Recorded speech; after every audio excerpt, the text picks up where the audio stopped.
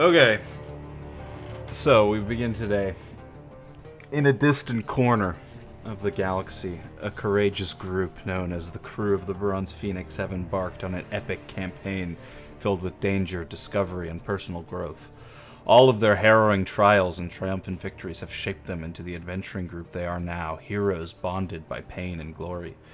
Last episode, they regrouped aboard the Bronze Phoenix, preparing for the next leg of their adventure. An interview process unfolded to add new members to the crew. The former arena-fighting Dwargar with no-nonsense attitude, the brilliant yet nervous Tabaxi engineer who hinted at magical abilities, and the champion of the first annual Bronze Phoenix cooking competition, Ina, the elderly elf woman. All of these new faces found their place among the crew, bringing with them unique skills and potentially personal baggage.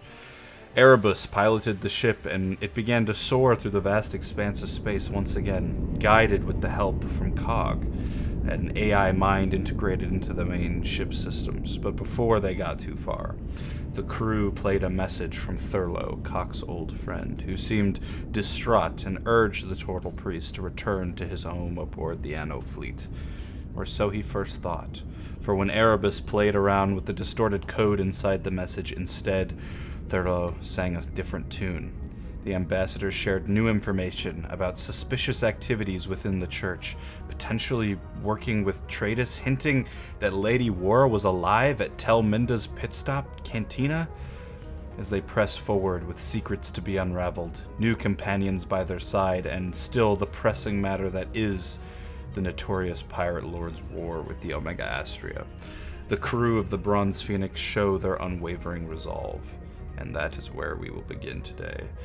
However, before we jump straight into the roleplay, there is something I want to do that I forgot to do last episode, because we got so caught up in the interviews that I missed something that was kind of important on Aegon Keep. So, before you guys took off, about an hour or so, while you guys were still doing, ship checks and stuff, Jason Folly would come to you and bring you introduce you to a dwarf, the Crane's main gear dealer, Glim Spinner.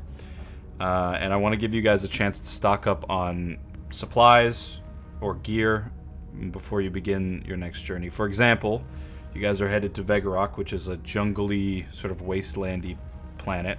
So if there's anything you want to purchase in preparation for that, as well as just like general things, like can I buy a flamethrower, like a handheld, like a wrist-mounted flamethrower? You absolutely. So when I get into close quarters combat, my sniper rifle isn't a good option. I don't know why. I just keep buying exotic weaponry, and everyone else is just like, "I'll buy some food." Yeah. Okay, so you are brought to this gear dealer, and he tells you about a bunch of his wares. He's got he has like rebreather suits if you want to buy those for the entire crew, because I know Cock and Erebus, theirs were destroyed in the explosion on board Percival's yacht, and then the rest of you, I think maybe Devon has his, and Reinhardt gave his to Timbley or something like that.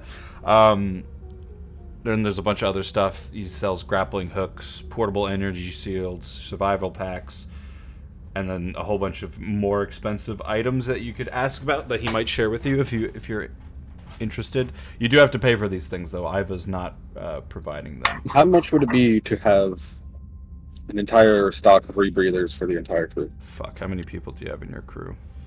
Let's see. Mine is Cog, because he don't breathe. Minus Cock. So you got 13 people. No, not Cock. Cog. 14. Minus Cog. 14 people, 14,000 credits. Really? Yep. That's the entire budget, isn't it, Andrew? We got 14,500. How many of us ain't have rebreathers already?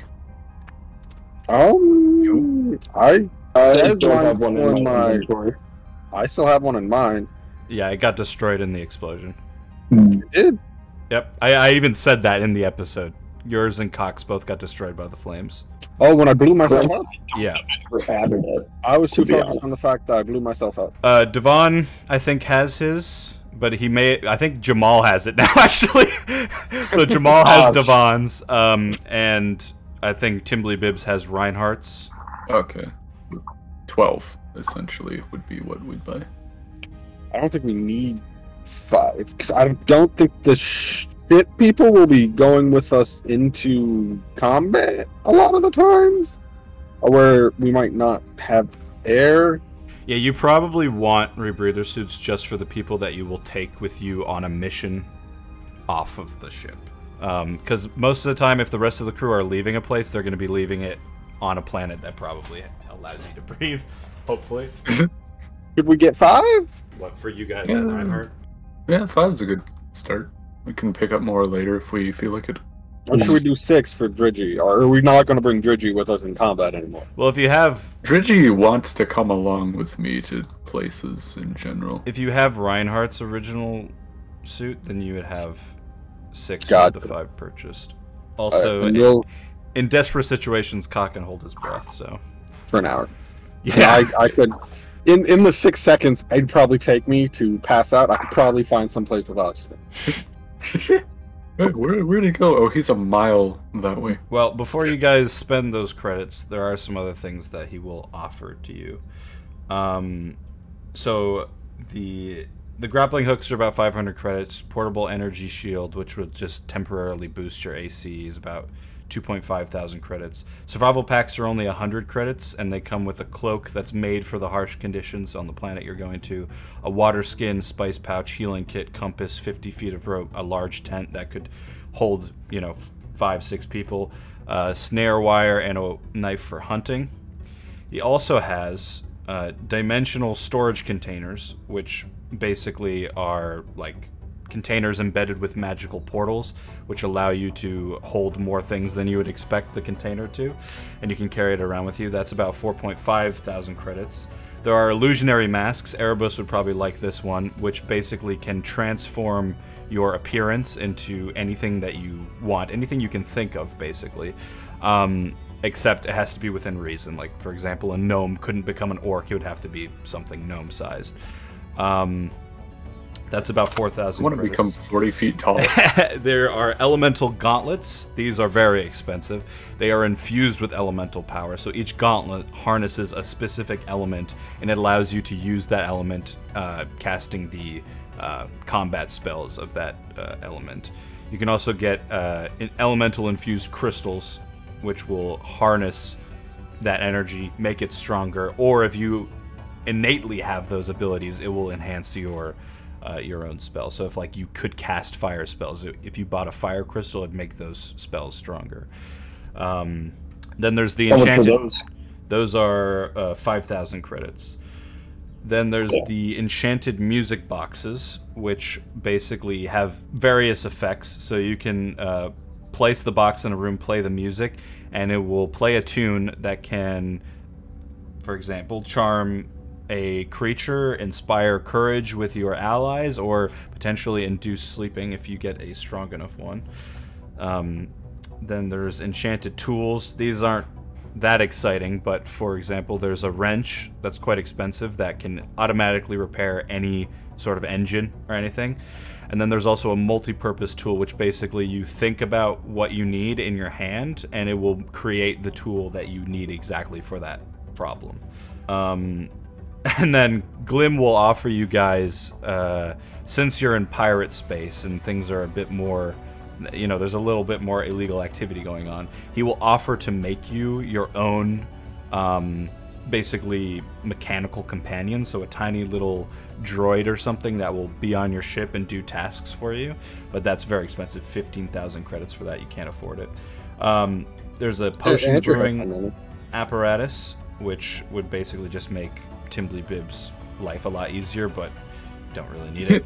And then there's levitation devices, enchanted boots, levitation belt, floating platforms. Who needs to float when you can climb? Glim's favorite of those is a pair of underwear he designed that allow you to float 10 feet above the ground, but it sounds like you're farting the whole time. Definitely the 5 rebreathers. rebreathers. All right, 5,000 credits. How much is the Can we just put tool that in the that's cargo hold? The 5 Sorry, what'd you say, Nick? How much is Yeah. the tool that is you can turn into anything just based on what you think about it? 1,500 credits. Ooh.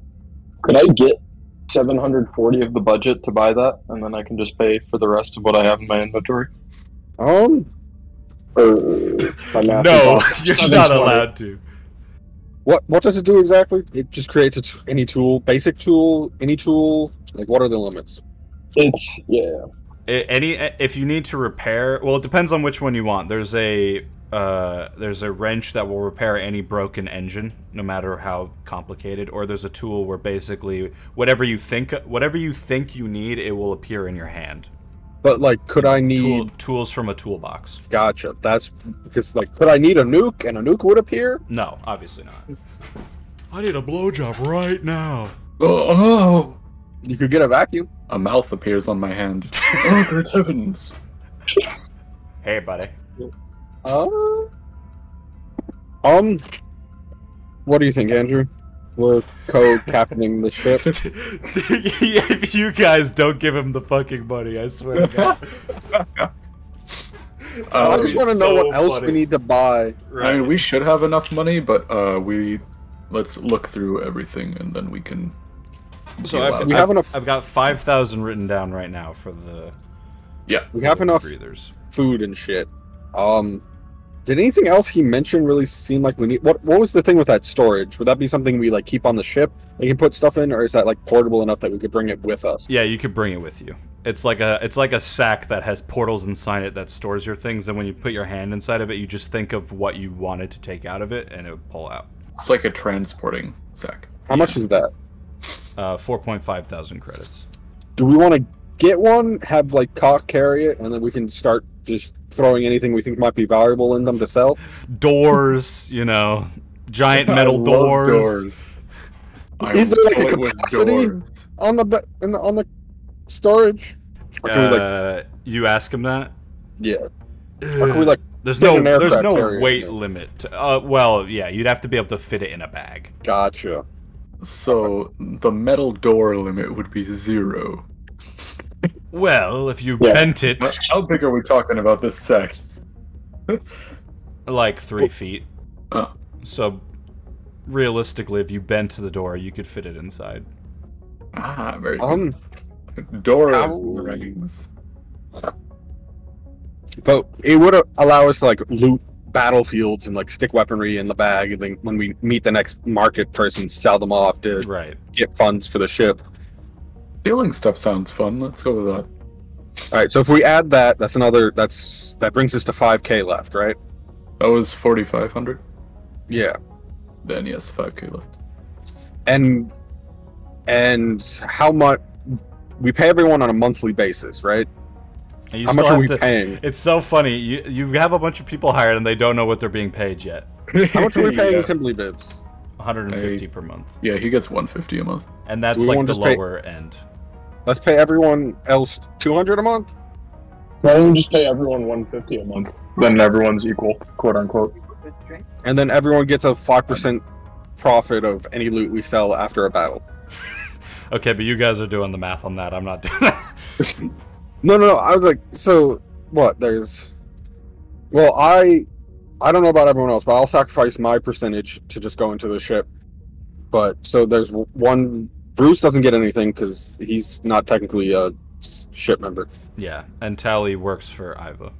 Okay, so we need to pay Ina, Dr. Vault, Brulong, and Wisp. Dr. Vault works for me. So you're paying for her? So does Timbly. Yeah. Okay, so we just need 3 people that we're paying 150, and then collectively they get 15% of any reward or loot we sell on a battlefield. Like, 15% total. Yeah, combined. 5% Yeah. per person. Mm. Would they agree to that? Yeah, that sounds like a good deal, I'd say. Yeah, 5% commission is kind of crazy, to be honest. Yeah, but this is our way of out of like, because if we don't fight any battles for like 6 months. Aha! So I'm trying to separate this by. So these people are all here voluntarily at the top. Mhm. Hackman and Tally are Iva's people. The cog is just a fucking AI. Yo. These 3 are paid employees by the group, and those people... Dridgy's also here voluntarily, I guess, and then Vault and Bibbs are Cox employees. Alright, there we go. I need, like, a chart or something. Alright, so we're paying 150 times 3, so we need to have 450 set aside for this month to pay them. So let's set aside 1,000 for employee expenses. Okay. Does that sound good? Sounds safe. Yeah, we can do that for now. So we have 4,000 left. How much would it cost for us to like get 20 basic laser rifles to have sort of like a makeshift armory on board in case we ever get boarded, so people can take up weapons and start fighting? 20 rifles? I don't know. 5. 5 rifles. We can just steal them from people. Truthfully, I already have a plasma rifle, so does anyone have any like extra weapons we can sort of just like set in like an armory type area? Well, just to give you a number to think about, it would be 2,500 credits for 5 rifles. I have And these are nice rifles. These aren't the basic ones. Go ahead, Nick. What? Oh no, You're I gonna said say- I had a mace for them. How much is the Timbley apparatus? It is 3,000 credits. How much would it be to make our med bay not out of supplies? To stock your med bay. Mm-hmm.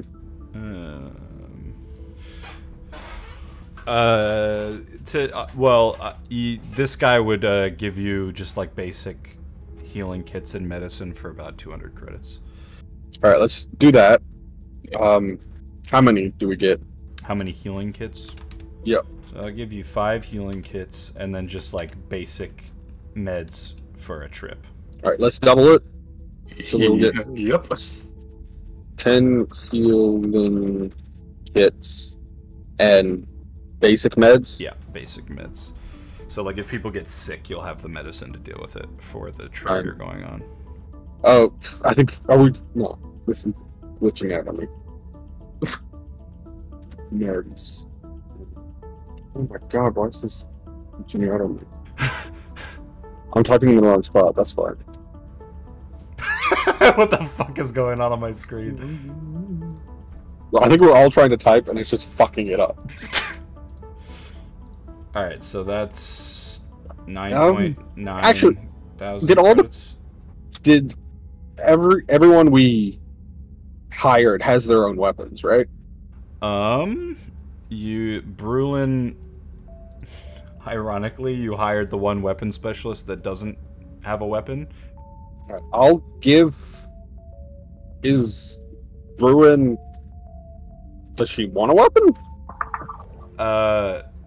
They won't say no, but, they don't need one, basically. I'll hand over my plasma rifle just for security. Okay.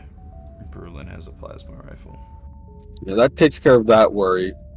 We've got the medic kits. How many people can stay in each crew cabin? 4. 4 per? Okay. 3 is like the...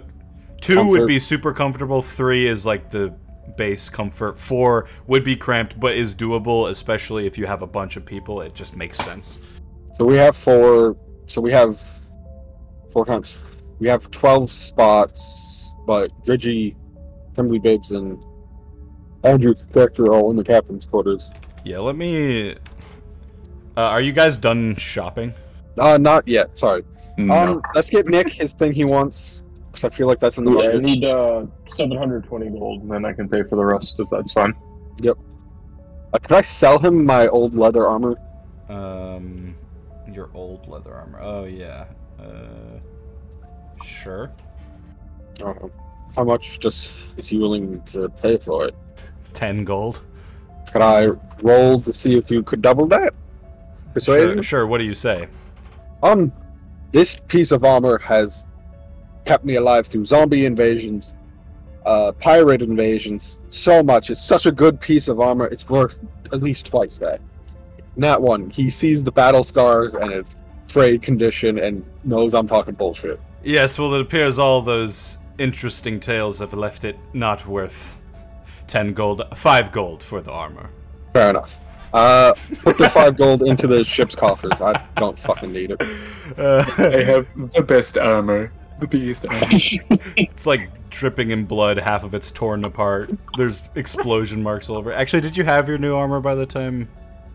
Oh yeah, it's just like it's weird. No, I didn't. So this is the armor that survived the explosion with me. Yeah. Crazy.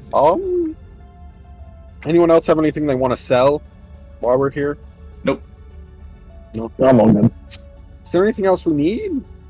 I don't think so. Unless we want to get like one more rebreather just to have it, but Did we buy more fuel? We should have enough to get us where we're going, I believe, was what Dylan said. Yeah. Especially if you hyper jump to the Light Forge. How much was that wrench that just fixed an engine? Well, which tool did Devon buy? The one that turns into any tool. The one that transforms. The one that fixes an engine is the same 150. 1,000. Sorry, 1,500 credits. Hey, let's Do we buy wanna- entire stock. Do we want to buy one of those to just have in our engineering department? Yeah, we can do that. How do we mark this on the ship? There's no engineering. And what do I call the tool in the inventory? Just like all-purpose tool. You want to just give it to one of your engineers? Yeah, Tally. Our head engineer, I guess, because she was hired first. Alright, magic wrench Tally gets. Shut up. Dylan, I have a question Fuck about Wisp, the engineer we hired. Yeah. Are they not an expert? They're not an expert, no, but they're an assistant, and they will boost Tally, who is an expert. Gotcha. I was also wondering, Dylan, what the imaginary all-purpose tool looked like. Like, if someone didn't know if they were like picking it up, would they know what it is, or like what a tool is? Or what a tool is. In the form that you buy it in, it looks like a silver wrench with 3 heads. But once you start using it, it will just look like whatever you last used it as. Oh, okay. All right. So what did you all end up buying? 5 rebreather suits, dimensional storage, the healing kits, the enchanted tool, 2 enchanted tools. Is that everything? Yep. All right. Glim thanks you for your business. And now that we've done that, we can return to the current moment with you guys traveling to Telmenda's pit stop. It is about a 40-hour trip or so, but having Cog, I should not have called him Cog, fuck. It will help cut down the travel. Well, it is an AI, so you guys could program it for whatever you want. That'll cut down the travel. Typically, it's a 2-day travel, but with him... His name is now Hal. You can put Cog on autopilot while Erebus takes short breaks, which before was a bit of a worry. Alright, so last time you guys wanted to sit down with the crew to discuss certain things, like what the plan is, schedule, I assume, for sleeping and stuff. You guys have gone over what you're going to be paying them now, so we won't have to do that. But we can then decide also what rooms people are in. So you guys can decide where people are gonna... You mean like what rooms people are using? Will, let's go. Yeah. Let's have Smite. me, Reinhardt, and Devon, I guess, can stay in cabin 3A. You, Devon, and Reinhardt? Yeah. Does Devon want to stay with Reinhardt and Erebus? Oh yeah, for sure. You guys all bunk up in the room that Jamal and Baral were staying in, so it was a bit of a... It's harsh feelings, but it's alright. Then we can have Callie, Wisp, and... And you don't need to worry about Leonard, he figures his shit out. Bruce in the same room? You want to put Bruce in with the... Sorry. Wisp, Tally, Yo. and Ina Medrin, the cook. Okay. Those three together in 3B, which we have since cleaned, so we can get rid of the dead body. Yeah, Maddie's corpse is no longer in there. Who's left? We got Bruce, Cock, Brulin. Dridgy, and Tim are all in the captain's quarters. Yeah, you've got We got Bruce, Brock. Brulin, Bruce, and Dr. Walt. Who's Brulin? Oh, but so let's have Brulin and Dr. Lin together, and then Bruce and Brock together in a different cabin. Bruce takes Charos' bed. Oh, and Charos is in that room with them. Charos isn't around. Bruce, better say the fuck off of Charos. Fuck, Charos, where are you? Well, yeah. Should I add this stuff to the... Anyone have any objections with any of that? Where are you? Nope. Nope. You put people in their place. Even though I'm not the captain anymore, I'm still, like, giving people orders. Cock is just the face of the ship. Alright. Yes, sir. So while you guys Seriously. are prepping this and putting people, getting people putting their bags in the rooms that they're going to be staying in, the new crewmates, you guys notice that they've already begun working on their own tasks. So Tally and Wisps, the ship's engineers, have begun to discuss the maintenance protocols and emergency procedures in case shit goes down. Ina Madrin, the cook, presents a mouth-watering menu of daily meals to Cock and ensures that his entire crew will be met with their dietary needs by basically forcing everybody to fill out a form with information about like what you're allergic to and stuff. Brulin, or Iron Brulin. Fury, discusses combat strategies with Reinhardt up in the cockpit, sizing up how ready the crew is if a battle were to come out of the blue, and then testing the alarm readiness, stuff like that. And Cog, the ship's AI, updates Erebus constantly on the ship systems and is always giving little hints about upcoming space debris, cosmic shifts, and other things that... I like to imagine we'd become good friends. Yeah, it heavily improves the navigation on board the ship. It cuts time down very... Because it can basically sense what's coming before the sensors do. And yeah, you create a sense of unity with this AI, at least for the piloting side of things. But yeah, I leave it to you guys. If you want to have a meeting with the crew, now would be the time. Mutiny. Let's go. To the map room. You assemble everyone in the map room. My fellow Americans. Hello, new crew of the Bronze Phoenix. Risen from the ashes of the old crew, this one has. Some more literally than others. Yeah. So, as you know, our mission is to take down one of the Red Pirate Thrasis' minions, Fraxageddon, on Vegarok. However, we will be making a pit stop at the rest stop in order to recruit another potential ally into the fold. And who is this? Brulin says. I gesture to Cock to take the floor as this is his mission. Hi, how are you? I'm Cock. It's time for him to hold the stick. Ah. The talking stick.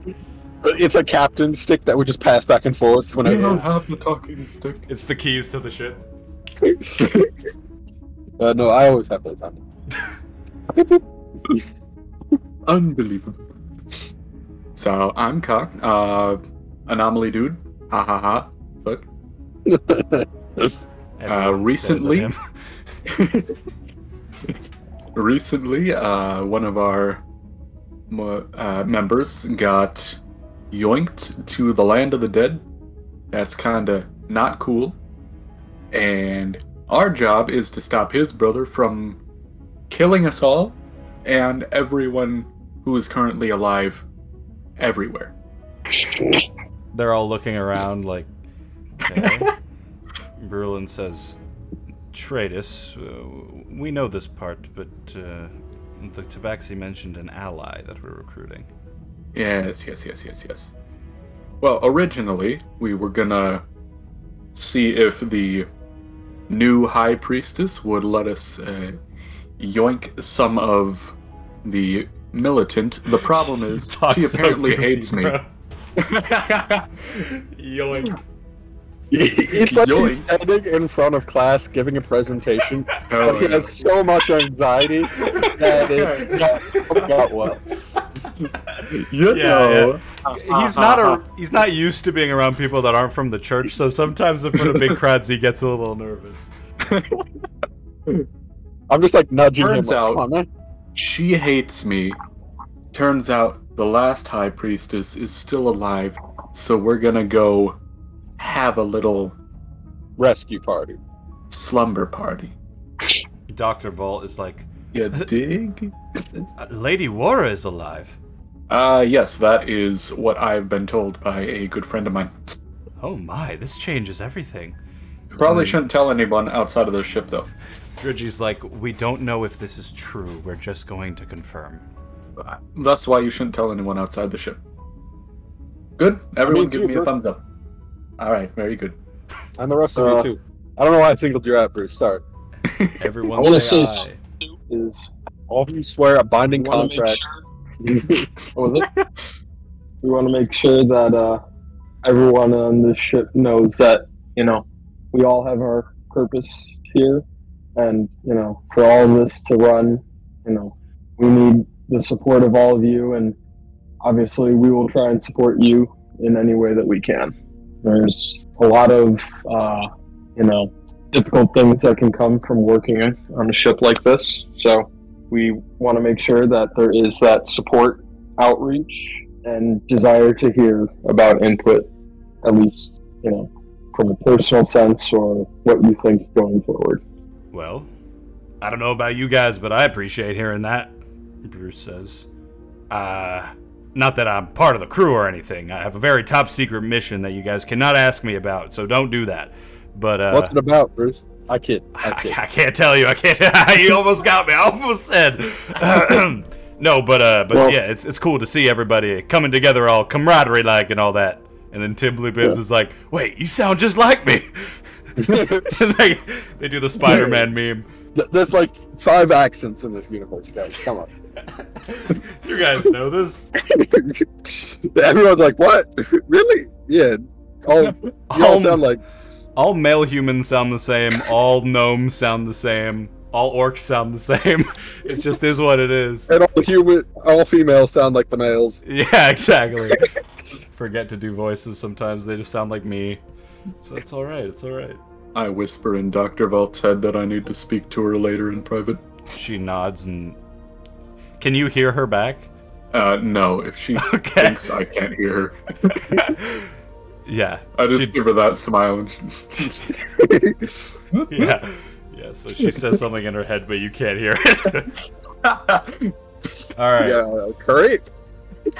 Alright, but, is there anything else you guys say among the crew? It will be a pleasure to serve with all of you about the Bronze Phoenix. If we ever tell you to get into the cargo hold and get in the cage, I would appreciate it if you cooperate. The ship is a bit magical and has a tendency, if Cock says the magic word, to shrink to the size of a toy, and then we're not in the cargo hold, we'll die. Like, 3 people just start, like, squinting, like, what? Sorry? Yes, the ship is a magic ship. It shrinks to the size of a toy. yes. I heard the ship was magical, but that is... Have you ever been a puree before? You don't want to be. Trust me. It's very painful. It's how one of my lives got spent. We had a prisoner, he tried climbing through the air ducts, and he got Play-Doh'd out the side of the ship when we did it once. Yeah, well, I wouldn't want that to be me. Good, we're on the same page He then. got Play-Doh'd. Get Play-Doh'd, fam.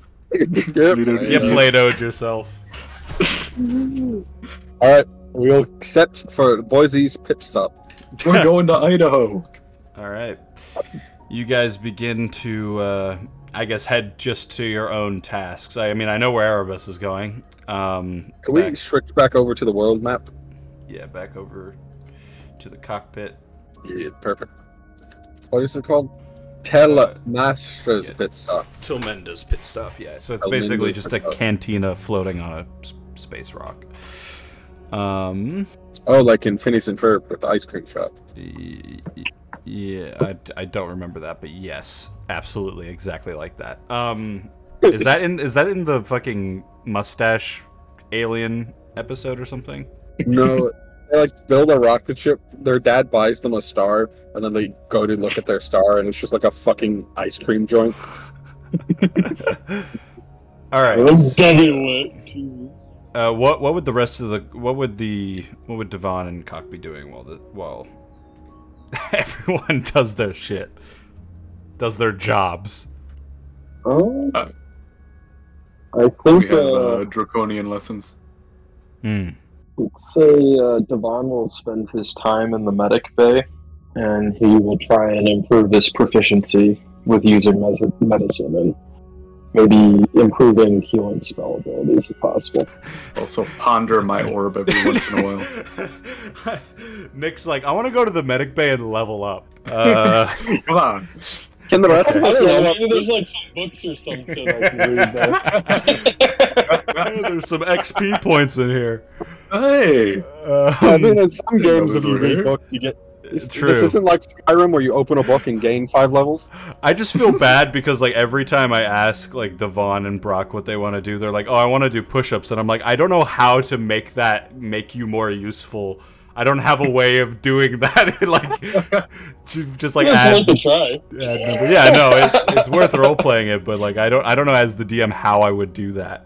I have a plus they 30 in have them strength roll- for some reason. And if they get a nat 20, they get +1 to their strength. Exactly. Once Okay. once Devon gets some more money and we're in like a big town, he's just gonna go and try and get like the 100 books of healing and and then that'll be, I'll just read the 100 books and become a god. Boom. Nice. Can Cock roll to remember the name of the stealth guy we didn't hire? Me? The stuff. No, not you. Like the big one with the cybernetics. No, his name was like something similar to like Timbly, Imbly, Bimbly, Bumbly. Oh, Pimbo, the Okay, there we go. Pimbo, whatever. Sorry, I should have made you Pinball roll machine. for it, but I myself forgot and then remembered out loud. Pinball machine. All right, so Cock heads back to his room where Dredgy and Timbly are. You can see Timbly has begun.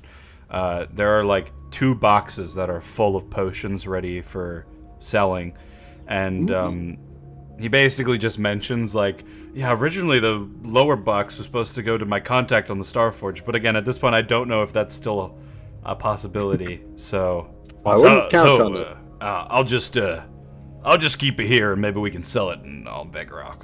Sounds good. Could you start producing some sleep potions as well, if that's not already a big priority?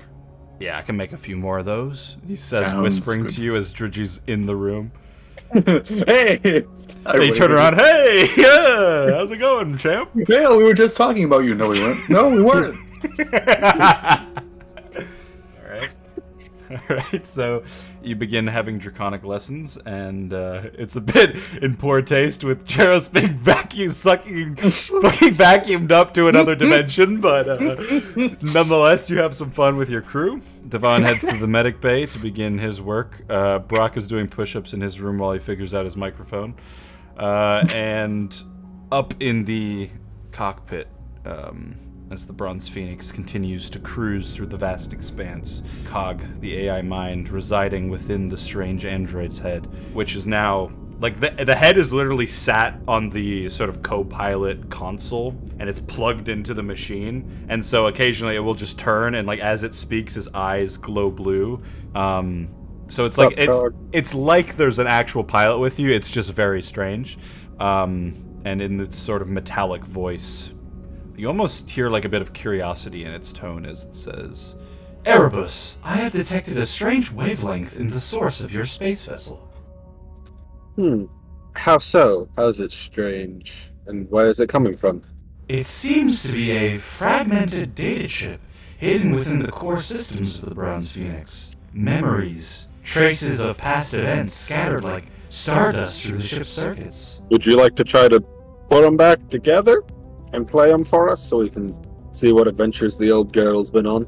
Alright, so your main piloting terminal, sort of like the holographic display section, flickers into existence and then begins showcasing intricate patterns of data streams, and you even see like some celestial constellations you recognize, symbolizing the fragmented memories residing within the ship's neural network.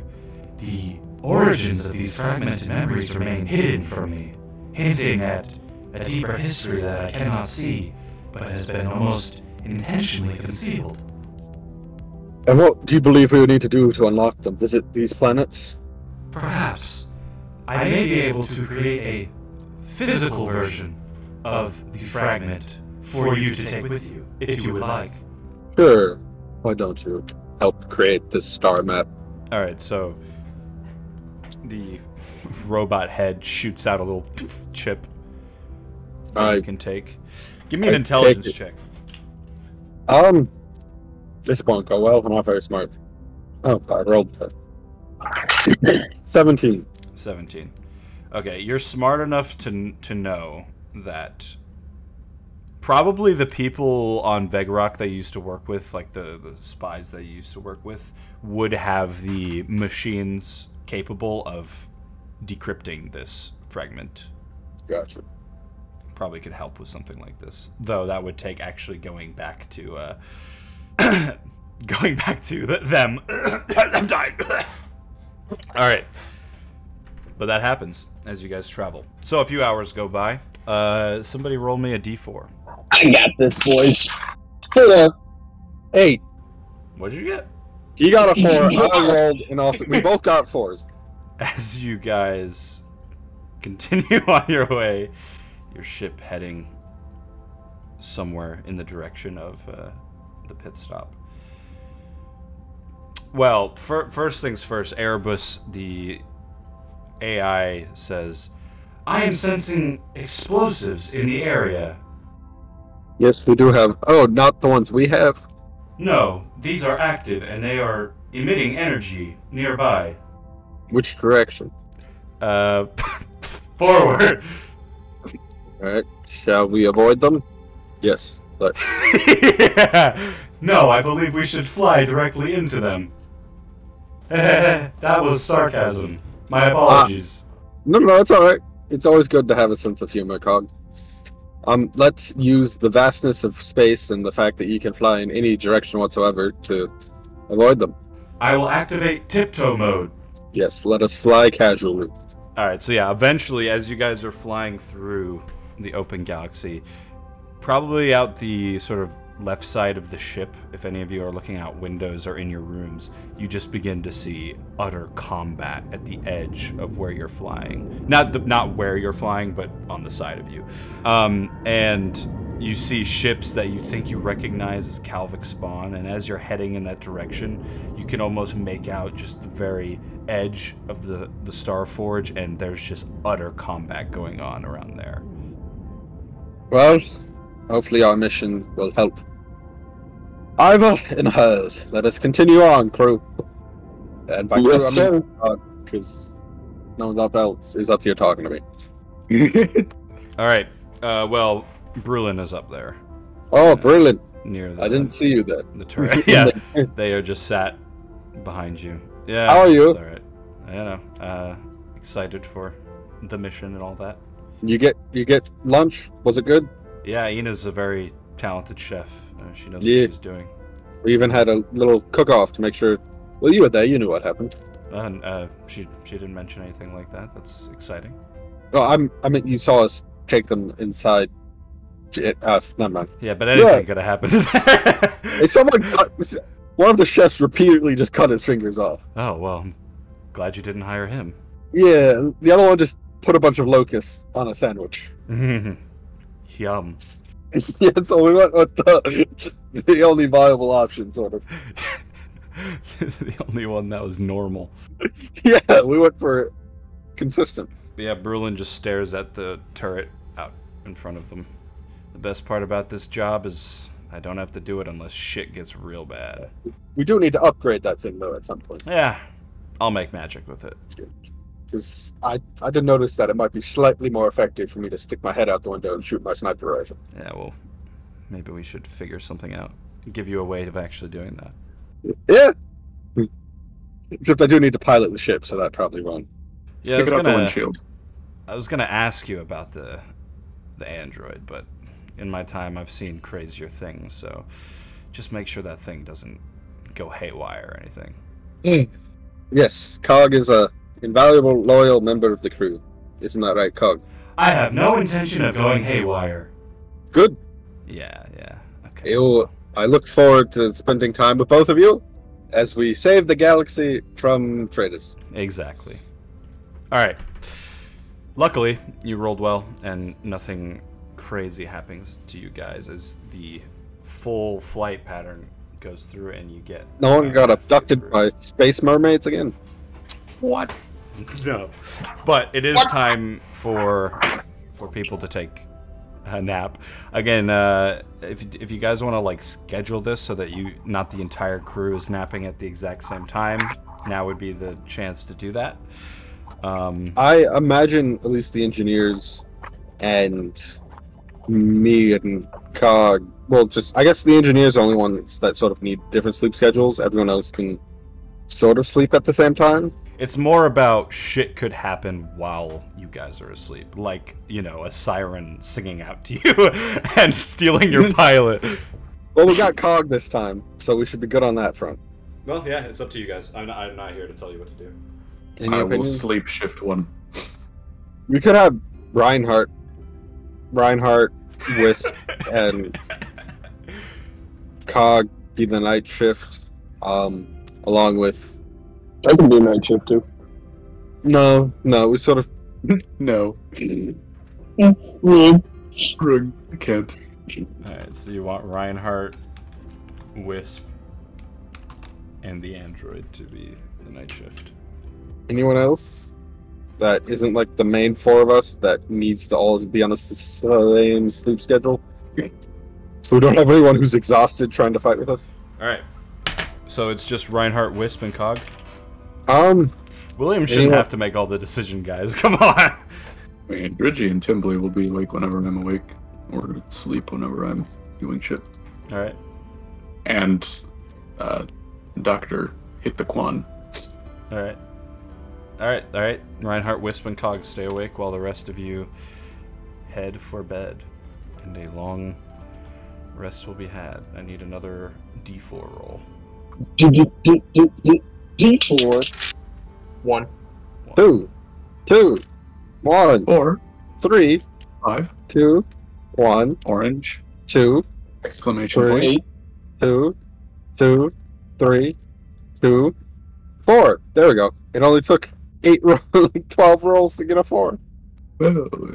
Alright, so you guys begin to wake in your beds. Another day on board the ship. You can hear the engines running, so that is one thing you will now forever listen for when you wake up.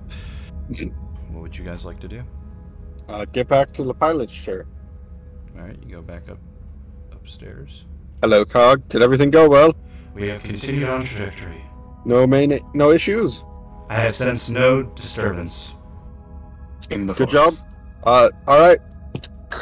Night crew. I say this over the radio. I don't know why when I'm like speaking into the radio I get farther away from the mic. Alright crew, night shift. Good job making sure everything stayed smooth and operational. If there's any issues that occur during the night, please report them to me or Cog, and then enjoy yourself. A good day's sleep. Alright, Reinhardt, Wisp, head for their rooms to get some rest. Reinhardt is yawning the whole way there. Alright. Now a few things happen. As Cock gets up, you hear a knock on your captain's quarters door. I open the door. Right, you walk over. You're like about to put your clothes on, then you realize you don't really wear clothes, and you walk over and close the door. Putting Timbley's clothes on. Timbley wakes up. It's like that fucking prank you do on nerds in high school. Boom. That was definitely nerds in high school. You know what I'm saying? Fuck those guys. I hate them. Losers. Losers, all of them. Am I right? All right. So you open the door and you see Dr. Vault standing there. Good Morning. Good I give space her thing. a smile. Space thing. Good spacing. Good not sleep time. So she's got her like researcher's cloak on and goggles that are holding up the hair above her head, and she looks like she hasn't really slept. I believe it's time we talk a bit. Would you like to follow me to the cargo hold? Sounds good. I throw off Timbley's clothes before leaving. Alright, and as they walk, Devon and Brock, what would you guys be getting up to as you wake up from your naps? I would probably just head to the medic bay, maybe kind of do some rounds and talk with the crew a little bit, get to know them a bit better. Oh, okay. Why don't you give me just a charisma roll? Classic charisma. Alrighty. Let's see. 12. 12, okay. And who would you go talk to first? Probably just the people in cabin crew B. Okay. Alright, sounds good.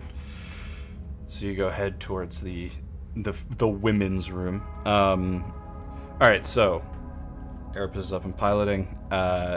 Cocculus, you follow Dr. Vault down into the cargo hold.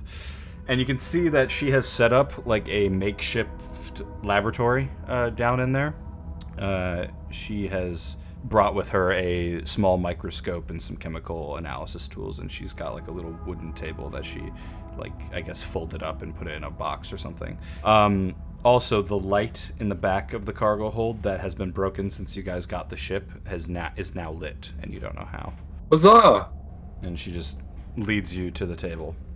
You can now see that she has clearly spent countless hours studying the peculiar white balls that you gave her to look at. You can see papers all over the place that are documenting their physical properties, chemical analysis, any trace of magical energy, and they're just like notes everywhere. Some are just crumpled up and thrown into a pile on the floor.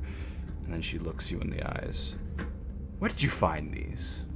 On the ground, right after they were expelled from an individual, forcefully. Huh. These are... Do you know what these are? Let me ask you that first. Vomit balls to make someone really angry. Okay. What I've gotten from this is that these are seeds, and whatever they planted is most likely inside of this host that you speak of. They are a delivery system, but that is not all. Who exactly did they come from? You? They came from Drigi. The Loxodon. Yes. Ah. She places one of the orbs, the little white balls, on a pedestal. And then she takes a small blade from her coat pocket and slowly slices it in half. And you watch closely as the white exterior of the orb begins to melt away. And then there's just a tiny little metal device that lays inside. Aha! I have cut open 9 of these bad boys, and this is the 4th one to contain such a device. Oh, very interesting. Do you know what it does? I have no idea what it does, and, technology is not exactly my strong suit, but watch this. She runs over behind the table and picks up like a large glass cover, like a plate, and she places it over the pedestal. And then she grabs the pair of goggles from above her head, puts them on, and then she holds out a pair for you. Ooh. I put them on. Alright, and then she pulls 2 small rods out of her jacket as well. She's got all these little gadgets and stuff that you're not sure if they're technology or magical. And she goes, these are Thurlar rods. When connected, they create a current of arcane energy through the sonic medium. So basically they sound like a high-pitched scream, so you may want to plug your ears. I stick my fingers in my holes. Alright, she begins to swing the rods slowly around her head, and then gently taps them together above the glass. And you hear, even with your plugged ears, you hear this annoying ringing sound. And then she places the rods down, and you both sort of hover over the case. You look inside. The device is gone. You see? How peculiar is that? Very interesting. I don't know what it means, but perhaps the devices, if interacted with a certain kind of magic, will have a certain kind of effect. Yes. Perhaps there's one more thing we could try if you're interested. Lay it on me. Alright, so for the next like 10-20 minutes, she goes through the painstaking steps of cutting open 4 more of these orbs before finally finding another one of the small metal devices. And then she just sort of mentions, I don't know how the crew would feel about this, or the Loxodon herself, but I would like to take a closer look at her, and maybe there's something you could set up for me. I don't know. I'll talk to her. Creature rights and all that, but maybe there's more I could learn. Of course. Okay, here, I got another one. Places on the pedestal, and then puts the... Okay, let's see what the real magic does to this thing. Cast one of your most powerful spells on the glass lid. Alright, let's see. I moonbeam the glass lid. Jesus Christ. You moonbeam it. Okay. Moonbeam, idiot. Moonbeam. What kind of magic is moonbeam? Radiant. Radiant. Interesting. Interesting. Okay. Yeah. Roll damage. 2. I roll every dice. 2. It's a 6. 105. That's a 9. 69. Nice. 15. 15 damage. Alright, so she's like, cast whatever most, and then you're just like, and you can see the glass container like crack a little bit. She's like, whoa, no. And she like taps your hand away, you like stop, you're like, oh my. And she like, but as you stop the beam, you can see her eyes go wide with excitement of what might happen. And then there's like this swelling of fog inside the glass case. Fascinating. Made a share with the class? Alright, she fastens her goggles and walks over towards the experiment. Alright, brace yourself. I'm going to look inside. She slowly grabs the lid and lifts it up. And then this strange red mist steams out into the air all around in the cargo hold. A surge of anticipation fills the room. In the center of this arcane apparatus, the device emerges, emitting an eerie crimson glow. A strange, twisted creation. Its now sleek, angular design is adorned with intricate, ancient symbols etched into the surface, pulsating with an unholy energy. The air around the device crackles with this arcane energy that seems to be the opposite of your radiant, causing the lights above to flicker on and off. It's incredible, Dr. Vault says. The device that you saw before was like really small, like the size of like a peanut. But now the machine sits probably the size of like a human fist clenched. And there's these fiery veins of red energy that course through, pulsating a sinister rhythm.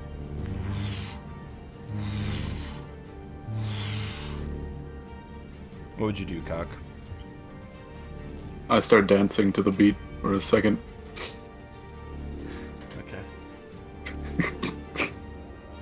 I'm gonna try to pick it up. Okay. Only good things can happen. Alright, so you walk closer. Give me an arcana roll. That is a 10. You can do our arcana or history, depending on whichever is better. But just let me know which one you're doing. Ooh. I'll do history. Is it still a 10? That's a 10. Okay.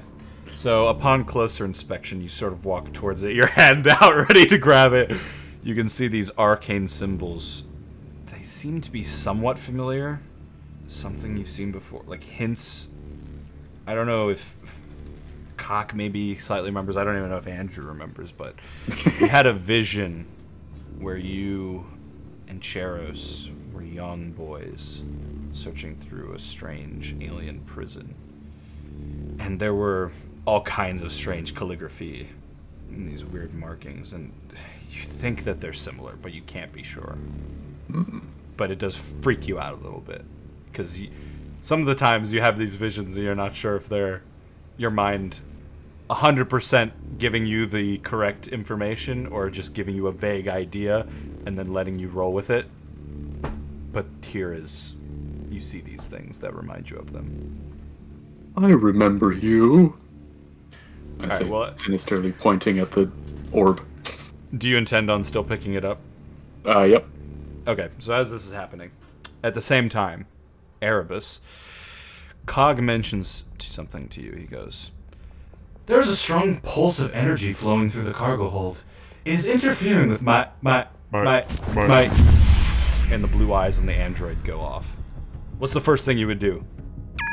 Shit, guys, something's going on in the cargo hold. Someone get there. You say that all over the loudspeaker? And then I like stop the ship and sprint down to the cargo hold in the same 6 seconds. Alright, you begin doing that. As that happens, People walk in, I'm already thinking, like, what are you guys so long? there is a mix of curiosity and trepidation as Cock steps forward to touch the device. And you can see Liren's face. There is nothing in her that is telling you to not do it. If anything, she's urging you on. And you ignore the strange symbols and just extend your trembling hand towards the pulsating artifact. And as your fingertips make contact with its crimson surface, you hear a and a surge of dark energy courses through your veins. Ah! I need you to make a dexterity saving throw. Do I appear in this moment? Nope, not yet. 19. 19. Alright, so you'll take half. This dark energy, it is the exact opposite of the energy you put into the device with the moonbeam. It shoots back out at you, and you take 20 damage as you launch back, crashing into barrels at the far back of the cargo hold towards the ladder. And as that happens, like in an instant, the atmosphere on board the Bronze Phoenix begins to shift. There are unforeseen forces that are beginning to shoot out of the sinister device, and you can begin to hear whispers in the air. The entire crew, in a sudden moment, there's just like a violent jolt that shakes the ship. So as Erebus is running to head down to the cargo hold, he fucking swings, slams up against the wall. Everyone else in doing their individual task also has this happen to them. And the lights all begin to flicker on board the ship, and the electronics are sparking, energy going off. Cat-like reflexes, my claws dig in. Yeah, you can say that as you slam up against the wall, you dig in your claws so you don't move anymore. Alright, so panic begins to ensue amongst the crew. You can hear from up in the cockpit that there's the crewmates. You can see back at your piloting station, all the systems are beginning to malfunction and shut down. Iron Fury, who is sitting at the terminal behind you, immediately lunges forward and slams the alarm button. Alert! Alert! And they begin to blare out throughout the process. What the fuck is happening? Ollie, get that engine back up and running with that magic tool we bought for you for this specific fucking reason. I'm gonna fucking see what's going on in the fucking cargo hold. You scream that out. Alright. Meanwhile, down below in the cargo hold, the red device, now unleashed by Cocculus's touch, manifests its true nature. An insidious aura begins to envelop the space between Cock and where Liren stands behind the desk. Shadows dance and twist in the area around you. Otherworldly whispers fill the space, seeping into your mind. Give me a wisdom saving throw. 26. 26. God damn. Alright. Also, as this is happening, as the chaos unfolds, the rest of the crew members begin to be tormented, haunted by strange visions in their mind and hallucinations. Everyone else make wisdom saving throws. Don't fail me nowadays. 19.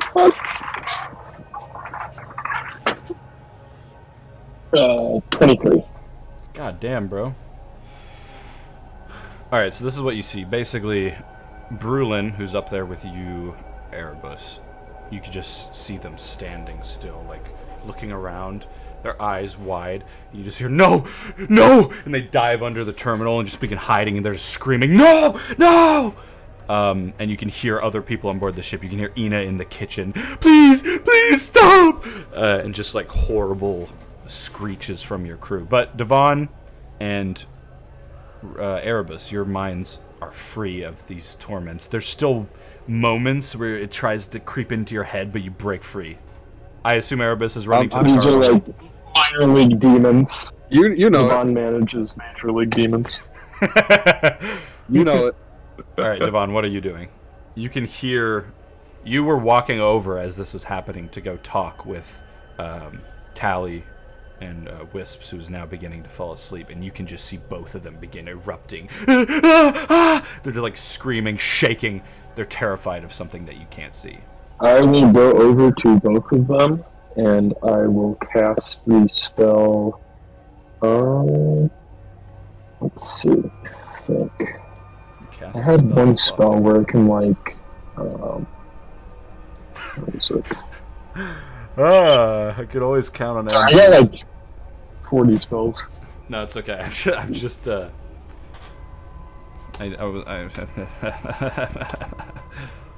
love this. There were a few scenarios based on what kind of... I'm gonna cast. Did they fail then? Their wisdom saving fails, both of them? Yeah. Okay. Could I go up and cast Beacon of Hope, which within the duration each target has an advantage on wisdom saving throws? Oh. Okay, yeah, I'll roll again for them. Yeah, so you guys just got insanely high rolls because the DC is hard to beat. Alright, they both fail again. Yeah, worth a try. The DC is literally 19, so I don't know how all of you fucking passed. I rolled a literal 18, and it's a +1 on my saving throw. Yeah, so both of them just continue to scream as you're like casting this holy spell to try to help them. I don't know, like conjuring it through your nose or something. And they're just shaking. Wisp is literally shaking in her bed, like convulsing with fear.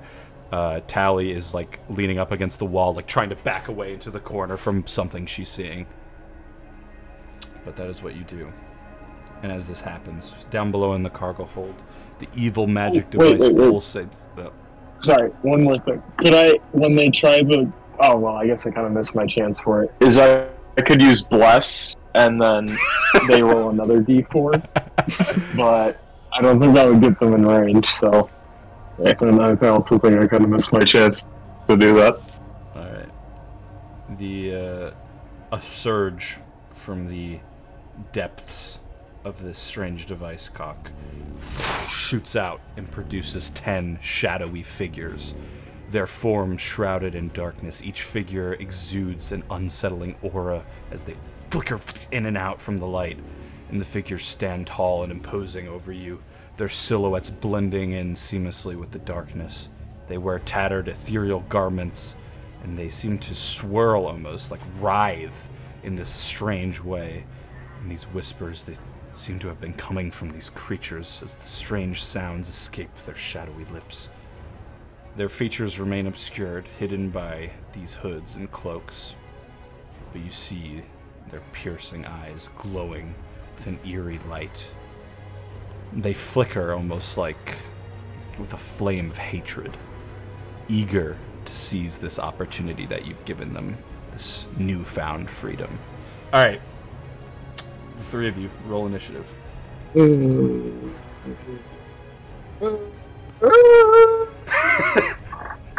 Anyone? 20. Unnatural. I got a nat 20 plus 3. Right.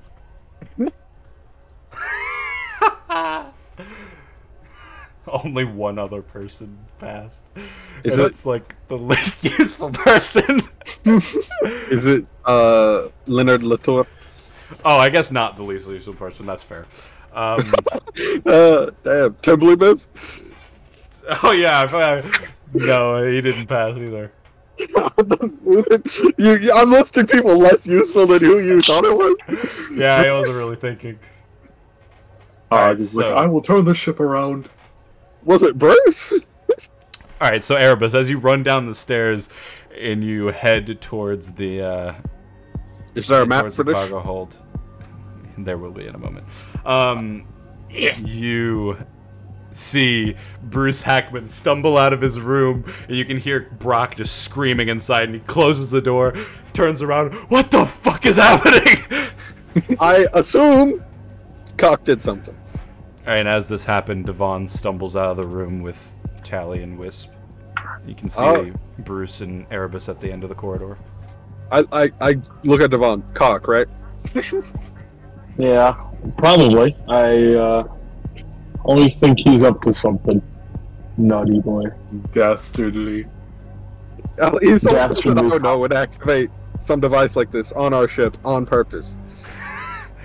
You guys begin quickly climbing down the ladder, quickly emphasis on the Erebus part, as you head inside. Yeah. Devon is first. Are we all in here? Yep, you all climb down inside.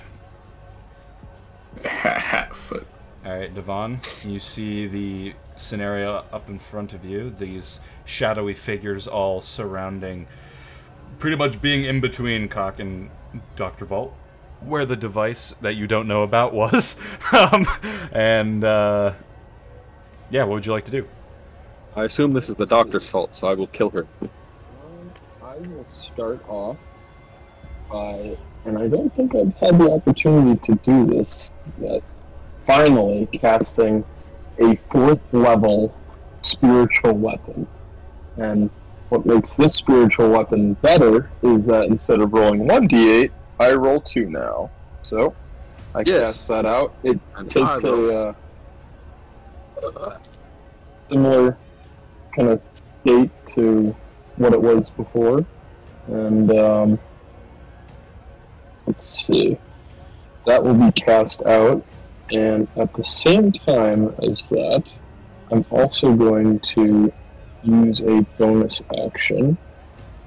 Let's see, what was it again? It's been so long since we did combat where Devon was in it that Yeah. I'm looking over all this stuff again.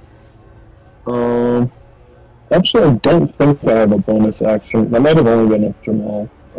So I'll cast that out, but my spiritual weapon will go up to, let's say this guy up here on the left, and it gets the opportunity to attack twice. So let me try the first attack here. You have a sprite for the weapon, Dylan? I got a nat 1 plus 8, so 9. I'm guessing that doesn't hit. Let me see. No, it does not. A 9 won't hit. Let's see if the next one will. Will a 19 hit? Yes, it will. 19 hits. Excellent. Somewhere in that 10-point range is the AC. We got 1d8. And we got 2d8. And in total, that will do 14 damage. 14. Alright, so you send your... That's the spiritual weapon still, right? Yes, sir. It glides forward, slashing through this shadowy figure as their form dissipates. Alright. Is that your full go? Oh shit! I just saw this. Once on each of your turns, when you hit a creature with a weapon attack, you can cause the attack to deal an extra 1d8 radiant damage. My Divine Strike. I will invoke that. So that will do an extra 8 damage. Sheesh. These are creatures of shadow. Are they weak to radiant damage? Oh, good point. Yeah, you get to double all of that damage. Alright. So how much Wait, was let me that? see if the It's just spiritual the 8. weapon is radiant damage. So 8 plus 14... Oh, just the 8. 6. it's just another. Good shit, Nick. Yes, sir. I feel like And that that'll be means all mine will be not very effective in this fight. Alright, is that your full go? Do I get like an extra attack with getting the nat 20 to start off with initiative, or? Is that a thing that happens? Ah, yes, you gain a single additional action on your turn, so you may attack again. Well, you can do any Attack. action you want again. Yeah. Ooh. Ooh. Just gain. Well, if I could do every action again, I don't think I should attack with the spiritual weapon again because that's used up its turn. Right. So instead, I'm going to cast out guiding bolts. That will go.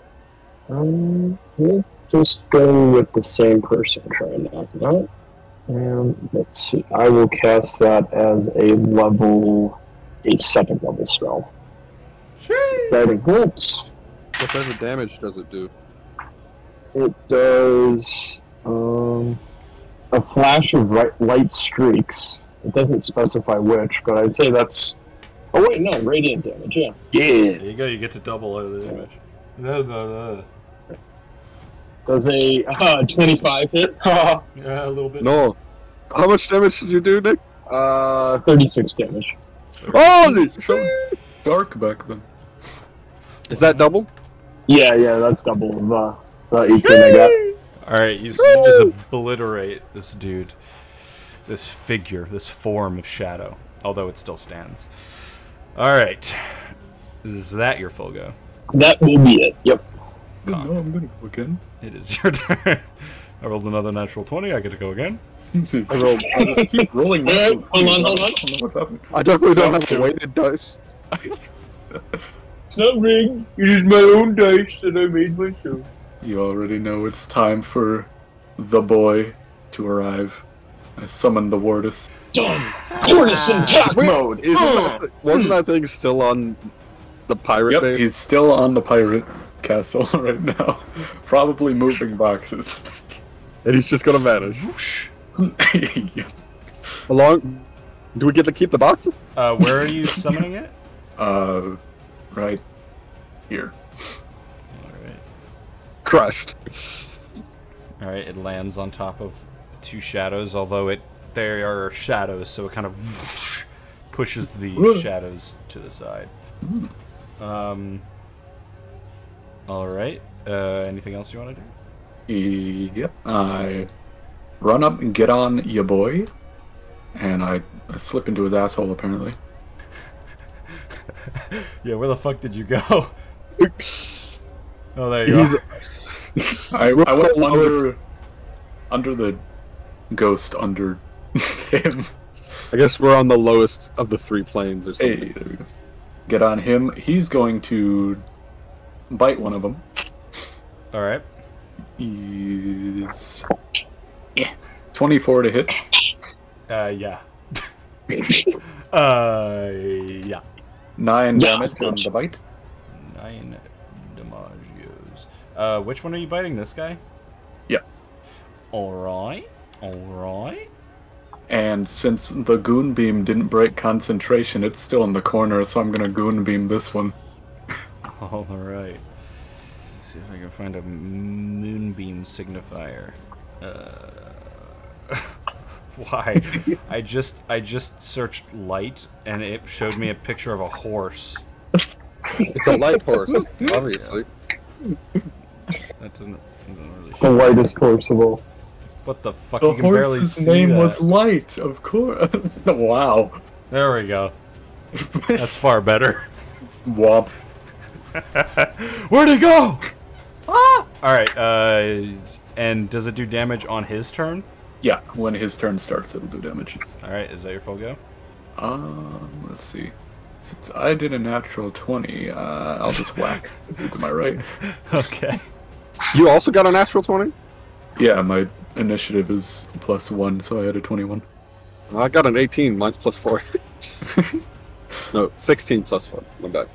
You lied to me. So you're whacking the same guy or the one behind him? Dude to my right here that Ah, I'm next to. gotcha. That is... Where's the fucking tab? A 24 to hit. Kill me, please. Hey, man. You know, the only reason we've gotten this far is because Dylan rolls shit on his combat stuff, and we roll very well. Yes. Yeah, I have to mess around with combat to try new and creative ways of killing you guys. And when it's not just you on your own. Rooms. I mean, to be fair, not having Brock helps in this situation. 17 whack damage. 17 whack damage. That's some whack damage. Are they resistant to physical damage? Why am I helping Dylan? It doesn't appear that they are. There is some sort of physical form. It's just very hard to make contact. Yeah, it's like you swing through it and you take shadows with you when you hit them. All right. Is that your full go? Yes. All right, rounding out the big three. Erebus, it is your go. I'm gonna shoot this dude. All right. I have advantage because they haven't gone in combat yet. True. Does a 17 hit? Yes, it does. Woo, that's an automatic crit because my ability activates. Hey. So let me pull out my calculator. 200 damage. It is a lot of damage. Yeah, 200 probably not. Sorry, it's processing very slowly. It's alright. The numbers are so high. Okay, so we got 6 times 8 for the 48 damage. The +7. Have we decided if that gets doubled or not? Or is that just like a bonus added at the end? That's just added at the end. Okay, so then I have to roll the damage. Okay, plus 46, which includes the 7, I believe. Is there a way to break down that fucking number? Oh yeah, that includes the +7. Okay. I then have to roll my sneak attack, which is another 13. Alright, so I'm doing 107 necrotic damage. Necrotic damage. Yes, so I'm guessing it's being halved. You fire your weapon towards the figure at the back of the room, and the bullet just passes through it. Fuck. Okay, guys. I'm just going to hide far away. Yeah, I'm just going to run out of the room. Bye. Have fun. You want to do that? Yep. All right. You climb the ladder and get out. All right. Is that your full go? No, I'll jump over here and hide. All right. Now it is the shadows' turn. All right. Let me roll for hide. Hi. 23. Dang. All right. Let's do the moonbeam first. Do I have to do a saving throw, or does it just take damage? You just take damage. That's your. Do you have smite, Andrew? Or is that a cleric? One of you has smite. I can look, but I don't. I don't think I have smite either. Oh yeah, I have a divine smite. Yes. Probably should start using it in this fight. Nope, that's on 30. 30? 34 damage. 34. Damage. Yeah. 34 damage. Holy shite. Is that radiant damage? That is radiant. That's why it's doubled. Ah, pre-doubled. Why doesn't this have... Oh, I'm trying to do damage to the moonbeam. God! Die! That explains a lot, fam. I've all my life trying to do damage to the moonbeam. The moonbeam. Yeah. Okay, so you... And the shadow is just gonna move forward out of that real quick, fam. Does it take damage if it leaves the moonbeam? No, it's just if it starts or exists in the moonbeam at any time. Alright, so they all start surrounding the turtle the Wardus that Cock sits upon. And... oh shit. Alright, so... oh my god, the fucking add-on that I'm using to do dark mode just completely made the stats black with black text. Perfect. Okay. I How else are need you supposed to read it? Cock to make a fucking... what the fuck am I thinking? A strength saving throw. You are fucking. You are fucking. It's escaping. You are fucking. 23. Oh, you lucky bastard. Alright. Light or darkness. Use ability between. Okay, so you can feel one of these things like come. It's like try to push itself into your body, basically. Hey, yo. Like, he tries to make you swallow it, and you just spit it out. as it flies up on top of you. The rest are just going to attack.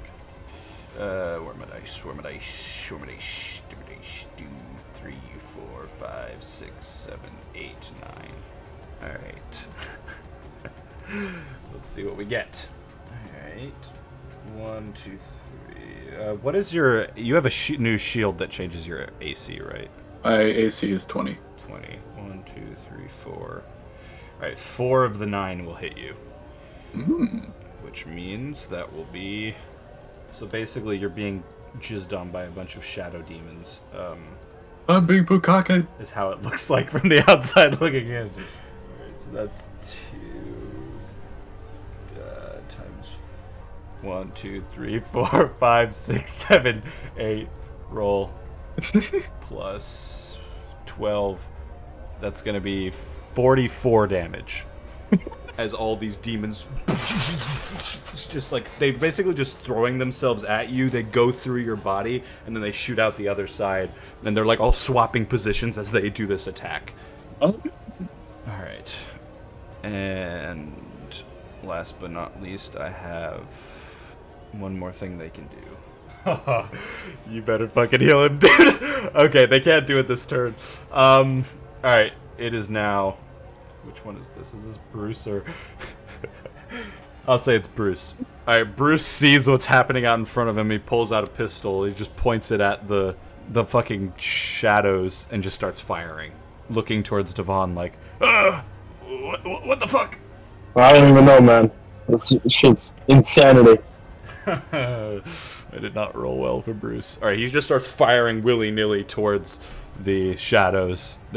He doesn't want to hit either turtle, so he's just firing in random directions trying to strike one, but he misses. And then Dr. Vault stands up from behind the desk and just stares at the device. She's gonna think for a moment. Give me a second, I gotta look something up in my notes. It just says Dylan's up. It says, Why did I write that? What to do in case of absolute shit stains going on the ship. Yeah, because this is... What to do if the only weapon I have left now is a dagger that does 1d4 damage? This was something that the, what was the name of the priests on Nox Hollow, they did not see this coming. Yeah, because it's attacking Cock, so... Alright, without hesitation as she stands up, Dr. Vault's training with strange, research in the past, she will take out one of her little doodads and click a button on one of the rods, and immediately like a blue mana shield goes around the device. And then she will run over here, close enough to them but without touching them, and she runs into the moonbeam? No, moonbeam's over to the side. And she will slam the two rods together, creating this high-pitched sound. Alright, everyone in the cargo hold, make a wisdom saving throw. 8. Strange shadows. 8. Oh, shit. 24. 24, that's good. I told you my wisdom saving throw was 1. But if this is psychic damage, I have resistance. Nice. I got a 25, and the Wardis got 20. Jesus Christ. Fuck you. No, I'm just kidding. I'm glad you're not. I hate you. I'm just so naturally annoyed by you rolling high that in this instance I'm actually happy you did, but I still responded with vile. Sorry. Okay, so what does resistance do? It like halves it? The damage. Alright, so you're gonna half this twice. No, you got an 8, never mind. You're gonna half this once. But I saw her make that attack, and the wording of Uncanny Dodge is that attack I can see, and I saw her do it, hits me, I can have it. Right. So I would like to use my reaction to half it twice. it's gonna be 28. So it's gonna be 14 for. It's gonna be 14. So 7 for Erebus, 14 for Devon. I gotta roll for Bruce, and then the demons are all taking 14 for the tortoise and cock, and the demons are all taking 28. I like how I failed mine, but still took less damage than everyone. Yeah. I dodged between some of the boxes to get the sound waves to not hit me as hard. Fuck, now I gotta fucking do math. I need to move your turtle for a second. You see, my character sucks at doing just about anything except avoiding taking damage. I'm pretty good at that. And doing a lot of damage once at the beginning of combat. Dylan had to fuck up by having enemies that are immune to my type of damage. Oh no. Yeah, like I said, I have to get creative on the bitch. In this bitch. Hey, yo. And we're going Get on that bitch and have a heart attack. Alright, so you're gonna be down, right, Cog? Because you were Yep. at like 4 HP. I was at 2. Oh shit. Alright, now I gotta do all the people that are already damaged. How did you get that damage? Because of the explosion and then 10 people attacking me. Hey, I went to the bathroom, so... Went to the bathroom and pooped my pants, alright? Give me a break. God damn, you already fucked one of these guys up. Well, Devon, with my D4 of damage and your powers, we can get through this. I gotta make sure that Cock is okay. He's not in a good spot, and I worry they might take some cheap shots at him, so... Yeah, we can I gotta use get to Cock. him as You soon as I can. have revive. You can Shame on bring me. someone back from the dead. Oh, fuck. Well, they might just be targeting Cock, too, so I don't know if they're gonna give up on trying to attack him, even though he's down. Alright, Bruce took some damage as well. He just grabs his ears. Oh, fuck! Why? Why would you do that? Ow! He starts screaming out. Okay. Fuck me. That was a great round. That was just round 1, guys. Alright. Devon, it is your turn. Alright. Well, first off, I'm gonna have the spiritual weapon attack the same enemy. So Alright. we can get both this time. Ah, I fell off the fucking table. God damn it. God damn it, Jimmy. Does a 12 hit? A 12 will not hit. 12 will not hit. How about an N18? That will hit. Alright. So, for this, I'm going to... Well, actually, no, I'm not going to do it for this one. Let's see. So, roll that. That's not the right dice. That is... That's going to do 14 damage. 14. Oh, shit. Shit. And then, do you get, like, bonus damage for the radiant stuff? I can only do that for one attack. So... Actually, no. Since it's still pretty low, I'll invoke it on this one. That will do an extra 10 damage. Double, right? Or do you No, already it was know 5. I already doubled it, yeah. 10. It's getting dicey. Dicey. Bastard.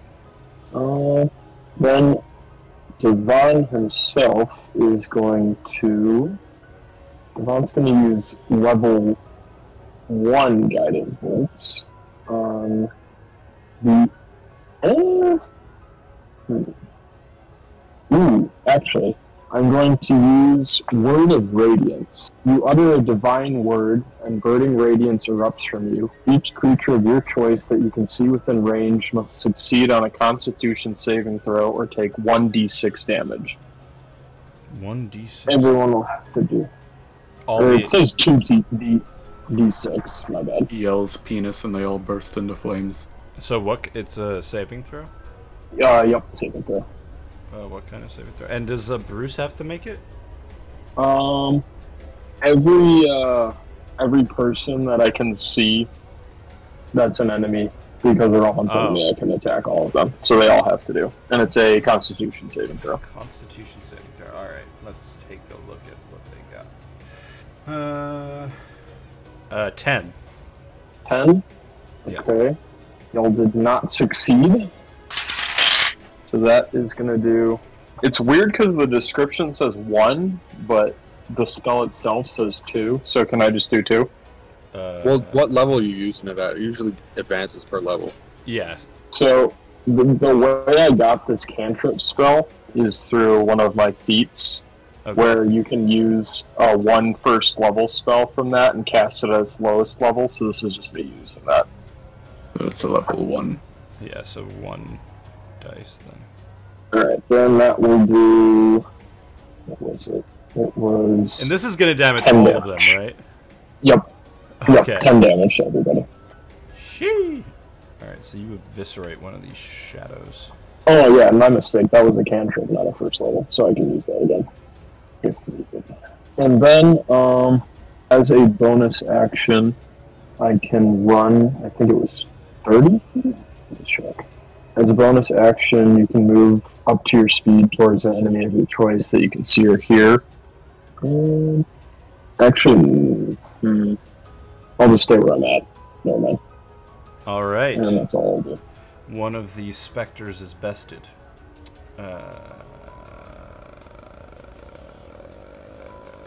Cock, make a death saving throw. 50. My favorite. Okay, that's a success. Erebus, it is your turn. Hiding away. Can he order the turtle around at all on his turn? The tortoise can move or do shit. Okay, what do you want it to do? Defend. He's gonna bite one of them. Alright. Daddy, no. Daddy, yes. Did you fail or succeed? Sorry, I need to pay better attention. I got a 15. Okay. That's a 23 to hit. Yeah. 12 damage on... Well... he'll bite that guy. The one in the corner. Yep. Yes, sir. Thank you, sir. Alright. Papa!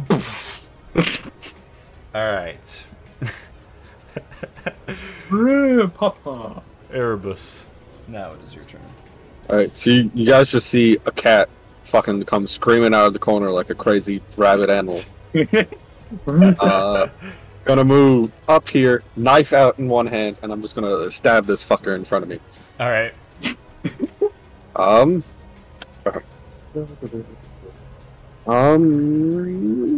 21. That'll hit. Alright, I do 1d4. That is 6 damage, plus Nice. my 4d6 for sneak attack, because an enemy Oh, shit. of him is next to him. Where's my other d6? There it is. Damn. You will not believe this, but I rolled 3 6s on that. That is 20 extra damage. 20 plus the 6. Yes. 26 damage. Alright. And then I assume you're gonna leapfrog I'm away. just doing my bonus actions. Alright. Bonus action. Move back over here and use my feline agility. Actually, I can't hide. Disengage. Yeah, so I can bonus action disengage, but I can't hide. So I could like try to swipe him with my hand. I do 1d4 -1, so it's not very effective. I will disengage and just back up here with the rest of my movement. Alright. And then it is the Shadow's turn. They are gonna surround the Wardus and begin to attack it. I need it to make a strength saving throw. 21.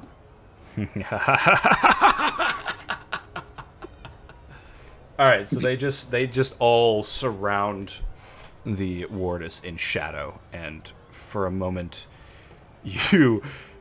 well, Cock doesn't see this, but Erebus, Devon, Bruce, there's like a flicker of light, so all the shadows disappear, and then it flickers back, and then you just see them disperse, and the Wardus is gone. And for Andrew's information, the Wardus finds itself floating outside the ship, and then just dies. Hey, it can breathe an hour. True, actually, it's floating outside the ship, just like, what the fuck? Damn, it is really cold out here. Anyone got a jacket, Papa? You see him fly past the window. And that was what I was trying to do with you, but you got a slightly higher. I'm like, no. No, I don't want to go for a ride. Alright. I think we're fucked, guys. This might be the end of the Bronze Phoenix. The crew of the Bronze Phoenix defeated by some shadows. And then, now that Cock is down.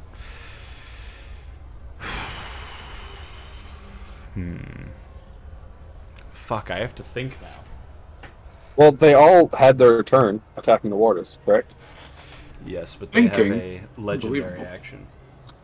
They don't need one. They're gonna win anyway. Come on me.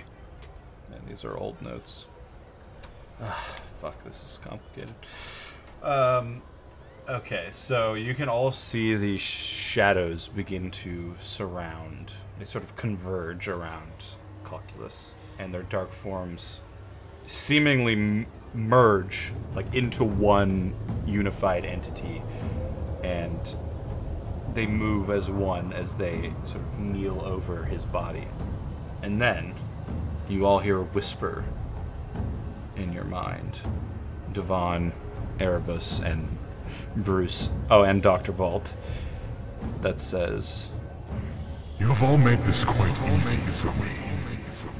and that echoes throughout your mind. And then the ship, the cargo hold around you, seems to warp and twist. The familiar crates and ladder disappear until eventually all three of you find yourselves in a black void with Cock sort of lied down unconscious in front of you, beginning to slowly float up. What would each of you do? Well, I guess Erebus and Devon. Kill myself. Okay. That's not the answer I expected, but fair. I commit seppuku knowing that the galaxy is going to be fucked. I cast Shield of Faith on myself. Heal, Andrew! Can I go up to Andrew and heal him? I don't really think I can, though. From what Don't you have it sounds one like. that you can just gesture at them and it happens?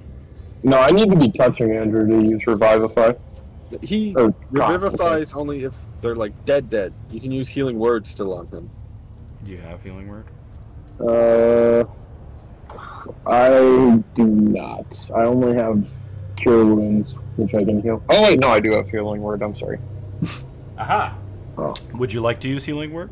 Or do whatever you want? I don't know. It's up to you, Nick. Yes, I'll cast Healing Word. Alright, so you speak out some sort of... Sorry, Cock. I didn't realize I had that. What are you reviving him? Speaks out some orcish incantation. How much does that heal him? That heals him 12 health. I'm in so much pain. Alright, Cock's eyes open, and the shadows disperse, and Cock slams down on the cargo bay floor. The rest of you all slam down on the floor, coming from wherever you just were, and you hear Fuck you. in your minds, and the shadow figures are gone. Yay! Good job, Nick! Hey, where'd my words Good go? word! Dr. Vault looks over towards the artifact that she's created this spell around. She runs over to it and just like, that was bad. Shouldn't have done that. Are you all right, Tortle? Cock is screaming and rolling around on the ground. Somebody should check on him, right? Yeah, I go up and I'm going to. Have I seen him kind of react the same way in the near-death scenarios?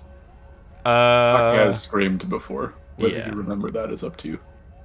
Yeah, But I'm just trying to see what you're screaming from, to see if I can help you in a certain way.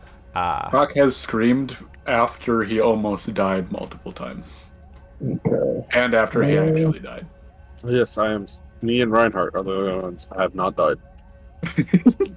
And Brack.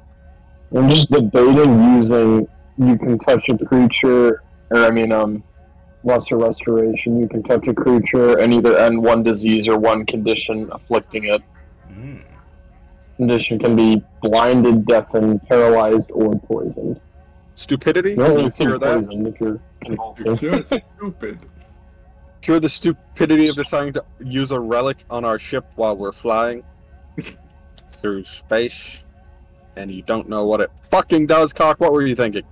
Dr. Vault is like, to be fair, we had no way of knowing it would do that. It was simply one of those orbs that come from the Loxodon. You decided to experiment on Dredgy's illness on our ship while we were flying through space and not wait till we were on a planet and you could do it safely? You begin to hear coming from upstairs. Oh, no. Is stuff turning back on? Yeah, like the lights are coming back on. Cock, please keep your fucking science experiments or we're not flying through space and they can kill all of us. I heard you almost died. Fuck you. Don't do that. This is awesome. God gets up and starts masturbating. And as soon as that starts happening, Devon just turns and leaves the room. You see God, why the Erebus fuck like did I come back? holding his gun at an angle where it's like pointing at Cock, just like itching to pull the trigger, and then he's like, "Fuck you," and he walks out and locks the fucking hangar doors behind him so they can't get out. All right. Hey, Let everyone's Bruce my out. Wordle? And then I shut the door and use my skills to break the lock so they can't get out. Do you actually do this? Yeah, it's 26. So you lock Cock and Dr. Vault in the cargo Nah. mode? I'll let them out, but stop doing experiments on the ship. Yeah. Dumb turtle. I mean, you can do experiments on the ship, just not when we're in space. Like, wait till we're landed somewhere and you can give people a chance to, get off the ship so they're not affected by it. As you finish saying that, you hear a voice coming from the ladder. Well, that was strange. And you can see Leonard Latour's head hanging down. Are you all right in here? I've been better. But I'm not dead this time. I heard screaming and thought I should leave the bathroom. That was me. Have you been alright this entire time, Leonard? What do you mean? Did you not get affected by the device and fall into night terrors? Oh, no, I had a different set of terrors in the toilet. Can I Okay. see? Well, I was coming down to flush. Oh. Has anyone seen my Wordle? It's here. No, the shadows did something and it's vanished. Can't you sense it when it's in 100 feet of you? Where is it telling you it is?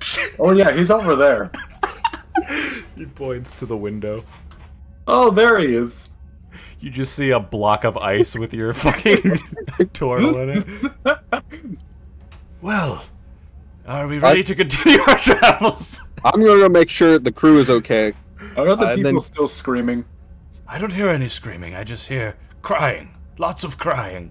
Okay, they're still crying. Sounds good. I will go Alright. run. Devon, let's gather everyone in the medical bay, please. Yeah. Probably be good to do some psyche checks. Alright, so you guys want to spend like the next hour checking on your crew? Yes. We don't Yeah. want another mutiny. It's pretty bad. Brock is just angry. He got locked in his room, so once you guys open it up, he's like, "Oh, big hugs for everybody," or whatever. Dridgy and Timbly. Dridgy seemingly was not affected by what happened. Timbly was, and she was just looking over him. Tally and Wisps are like hugging each other, like rocking back and forth, freaking out. Ina doing a similar thing by herself in the kitchen. It's pretty bad. Alright, everyone, I deeply apologize. It seems one of us had the stupid idea of doing experiments on our ship without warning anyone or without making sure everyone was in a place where they would not be affected by it. I assure you, I will do my best to not let this happen again. Everyone, please feel free to see Dr. Devon for any lasting issues or any psychiatric help you may need. To be How fair, do you feel about that? to be fair to Andrew, if he didn't touch that thing, you know for a fucking fact Dr. Vault was gonna touch it, so So, yeah. I do unless not you know stopped that. him. Reinhardt does not know that. Not No, Reinhardt. I'm just saying Erebus that for, does not know that. for you guys. All right. Yeah, Tally and Wisp will definitely come see you, Devon. Inspector Station. So I assume you just... Are they, like, damaged in the meeting in the health department, or is it more just, like... Yeah, it seems like they took some sort of mental damage during that whole fiasco. I will cast Cure Wounds level 3 on both of them. Okay.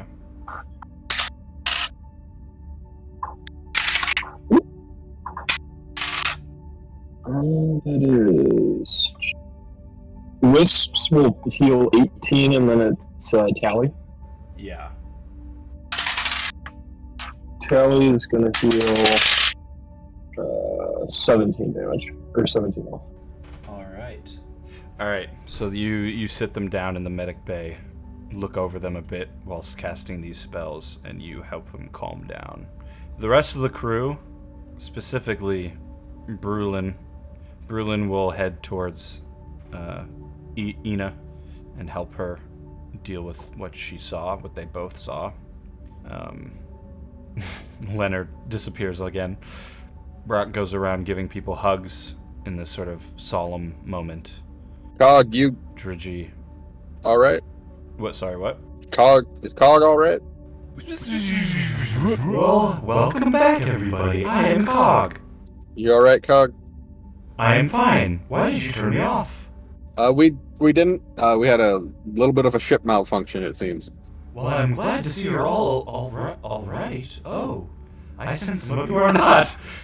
No. Yeah, some people decided to do some things they probably should have put off till later. I'm still, like, glaring at the two of them like, you fucking idiots. Now I'm going to start piloting. Alright, you head back up towards the piloting section. Whew, that was fucking weird. Alright, and I guess you just spend the rest of the day heading towards the pit stop? Exactly. Since all that bullshit happened, I'm not gonna make you roll a random encounter roll. Because I think you guys are traumatized enough. Did we level up? No, because you didn't really defeat them, did you? Yes, we did. We drove them away by healing Andrew. We used the power I of killed love. one of them! Our True. friendship. Hey, to be fair, I did a lot of damage for having to use my backup weapon that does no damage. Yeah, so once again, the crew of the Bronze Phoenix all sit around as they continue their travel, just trying to mentally come to terms with what just happened. What would Cock be thinking after everything that just happened? You sensed those things trying to pull you away somewhere. What would be going through your mind? I'm trying to figure out if that's what happens to Dridgy every time she gets mad. Yeah, well, Dridgy sort of sits next to Timley Bibbs, helping him, giving him a glass of water, as you watch her trying to think about these things. Dr. Vault stood next to you, arms crossed, looking at you, tapping her toe, like, can I experiment on her now? Dridgy just sort of occasionally looks over towards the two of you, but doesn't say anything. Alright, but you continue on your path. Alright, so, as you guys get about another halfway towards the pit stop, Erebus, your passive perception picks up on something before the scanner does. There's a small ship made out of just sort of basic sort of silver steel, headed, it's behind you and it's headed towards you.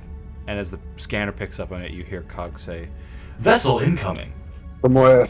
From behind. It appears to be matching our speed for some reason. Scan it. Can you determine, who pilots the vessel? I will make an attempt. Alright, continue on your way. 10 minutes later, Cog speaks up. I have determined the ship behind us to not be that much of a threat. Although I cannot make the ultimate determination because I cannot read the soul of the person piloting the ship. Does it seem like it's one of Tratus's men? Unlikely.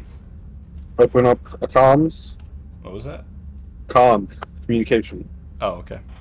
To the ship? Yeah, hail them. All right. They are not close enough to hail. Then keep an eye on them. If they speed up or slow down, just keep an eye on them. If anything notable happens, let me know. Absolutely. Thank All you, right. Cog. You continue on your way.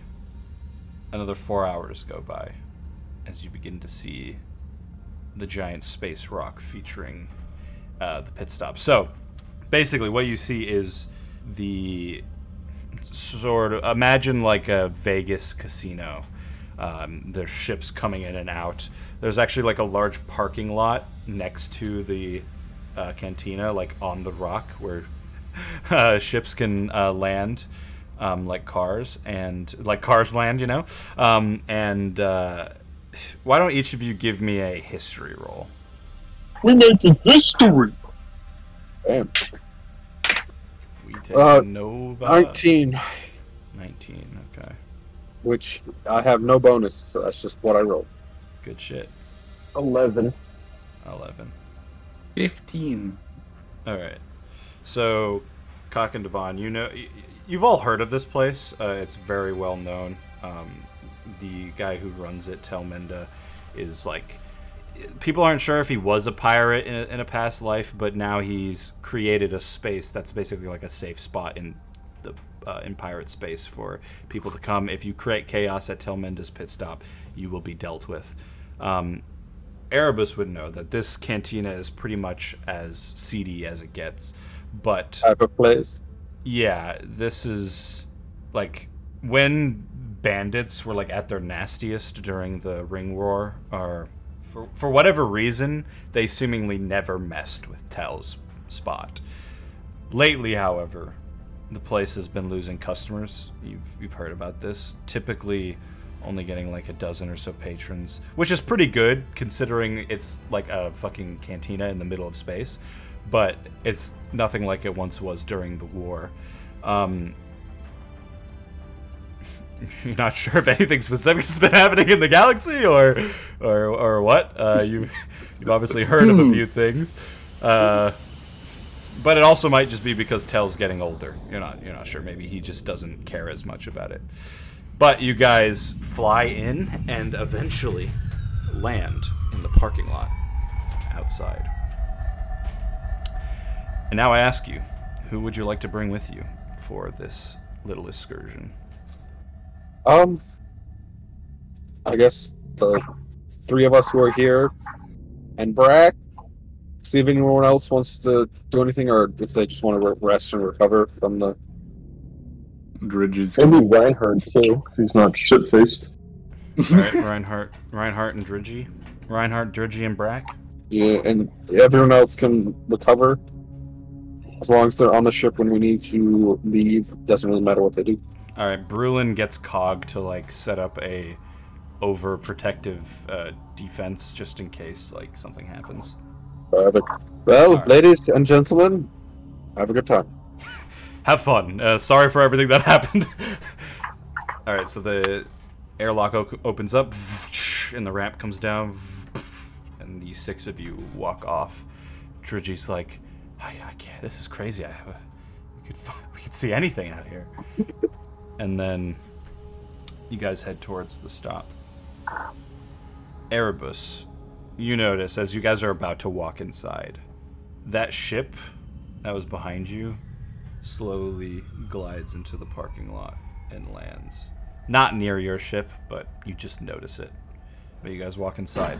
And as you enter, the first thing you notice is a figure sat behind the bar. An elven man worth his weight in gold. Telmenda. You've all heard the tales. The once elegant elven man is clearly in his twilight years, with a full head of silver hair that falls and waves around his shoulders. Despite his age, he seems to carry himself with an air of confidence, and authority, likely honed from years of running this bar in particular. That said, the years of hard work and very little self-care have taken their toll on his body, and he now sports a protruding belly and a face riddled with wrinkles and age spots.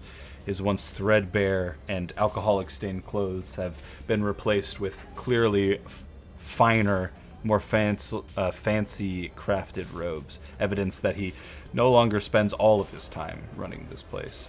Despite this, and the somewhat disheveled appearance, tell Menda's eyes still shine with a sharp intelligence. Why don't you guys give me perception checks if you want to look around for Lady Wara, or tell me what you want to do now that you're in the cantina. You see all kinds of people inside. It's relatively busy compared to what you would have expected. 18. 25.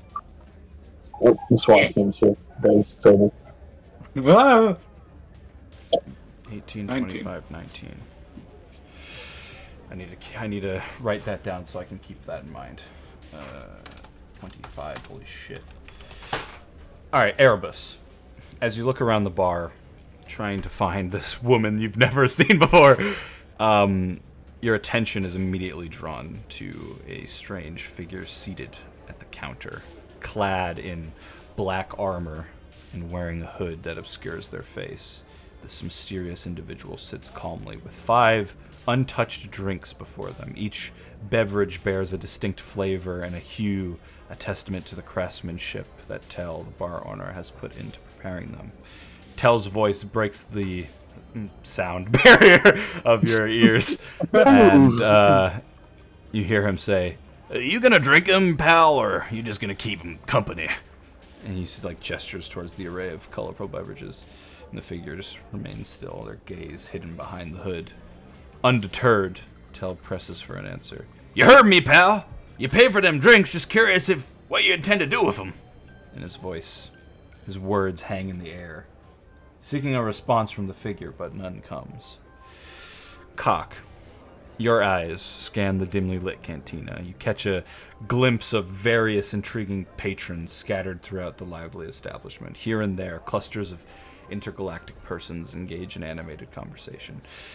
At a corner table, you see a group of grung, with their iridescent slimy skin shimmering under the warm lighting, engrossed in a game of holographic cards. Their short, stubby fingers deftly manipulate the floating projections. Near the bar, a trio of Ganassi, with their elementally infused forms creating a dazzling array of colors, share a round of Zerlian firewater. Their laughter echoes through the air, their delicate drinks pulsating with delight.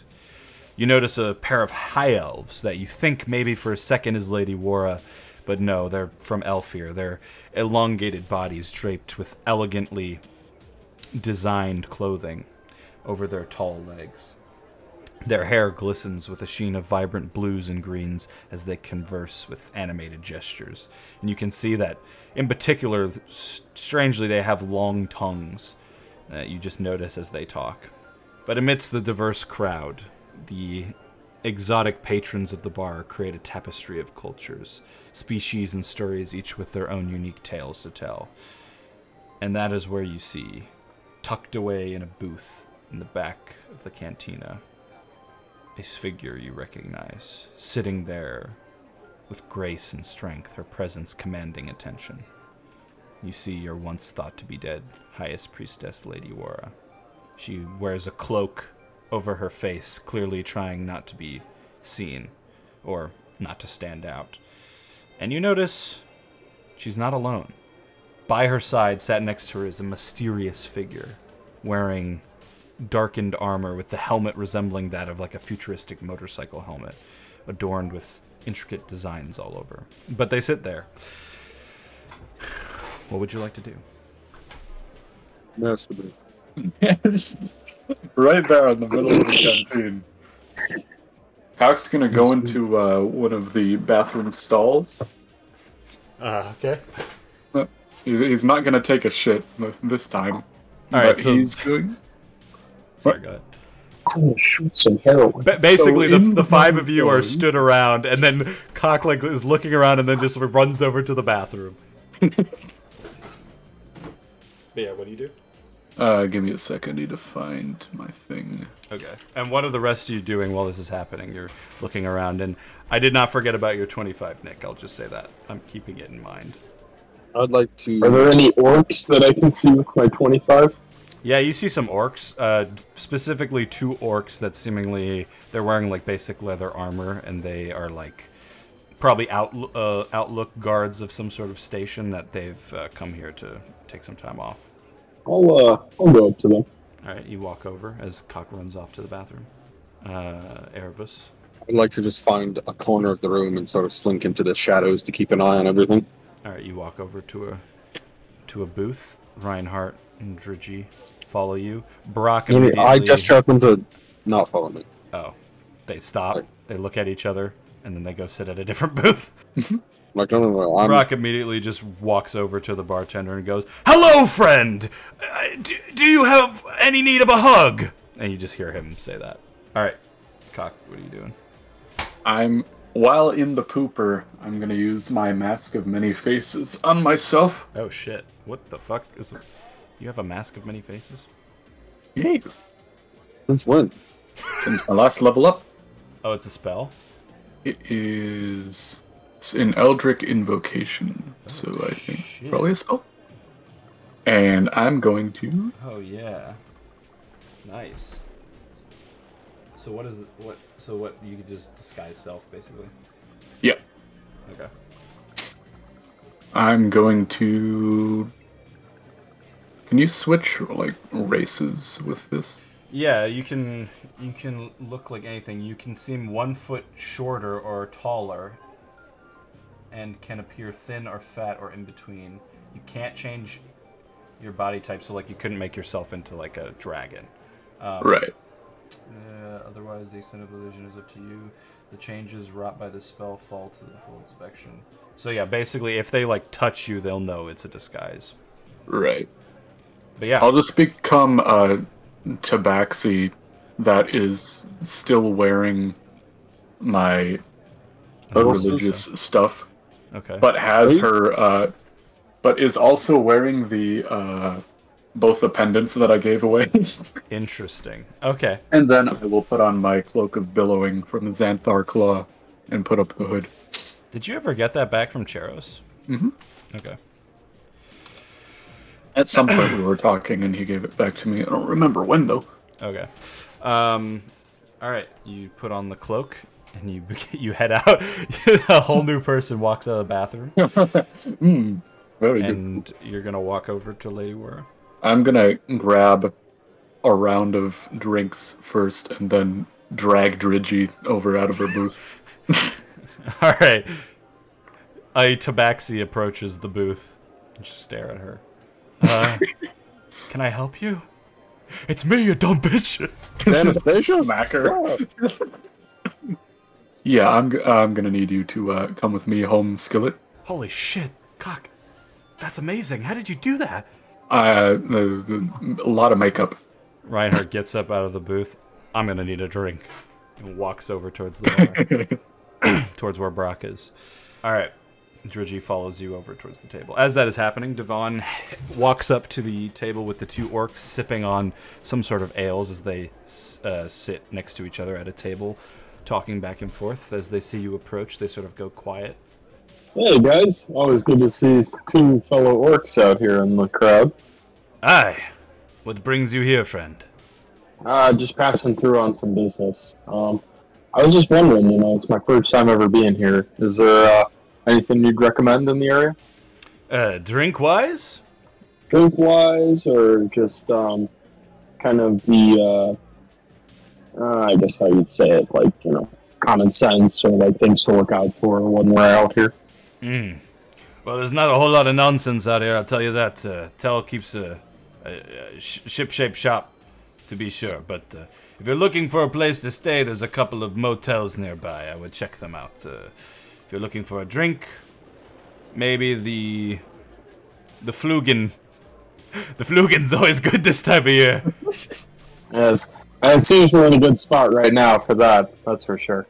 Yes, yes. Now, what do you have there in your hand? This is Megru Ale. This is the basic stuff. We don't get we can't get too wasted. We have another outpost to look out for. Do you want to sit down and talk? Yeah, sure. I wish I had some money on me, but yes, I'll join you guys. Don't worry about it. We can cover the tab. Don't worry. I had a little bit of a sour patch the last time I went out drinking, so They still Like, I'm sound not bad to say. Hey, oh, Trust me, they're fantastic. I know. have any of them look? That's good shit. All right, one of them pulls a chair over for you, and you sit down. And you discuss various orc things. They tell you about they were stationed at one point on the Starforge, and things did not go well, so they came over to tell Mendes, and they're being reassigned to not one of the forges. They're heading to a ship outpost. Okay, good. A little more safe, seemingly, And than the forge. they talk about like the Tratus, all the Tratus stuff. Like, yeah, if you ask me, it sounds like human problems. I hear Megru's fine. Yeah, we already have enough problems on Megru. Don't need to deal with other ones. That's for sure. All right, you guys have a nice conversation as the rest of the crew does things. Meanwhile, a strange-looking tabaxi. What kind of tabaxi do you make yourself look like? Just pure white. Okay, like a White Panther kind of thing. Yeah. And you walk up towards the table that Lady Wara sat at. And as you get close, you can tell that the two figures are trying to act as if they don't see you, but when they notice you don't move, she sort of looks up from the cloak. Priests.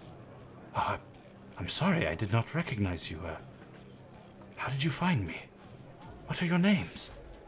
I'll whisper in her head that, Fred the elf sent me a message. Whose head are you whispering that into? Lady Wara. Oh, Fred the elf. Do you mean your friend? I don't remember his name, but yes, my friend. My friend the elf, who's now named Fred. Shit, his name is so complicated I can never remember. It's like Thurgood or Thurgood or something. Thurwin? I think it's Thurwin. Great. I'll say like 5 similar names in her head. Does she know his name? One second. Let me see if I can remember real quick.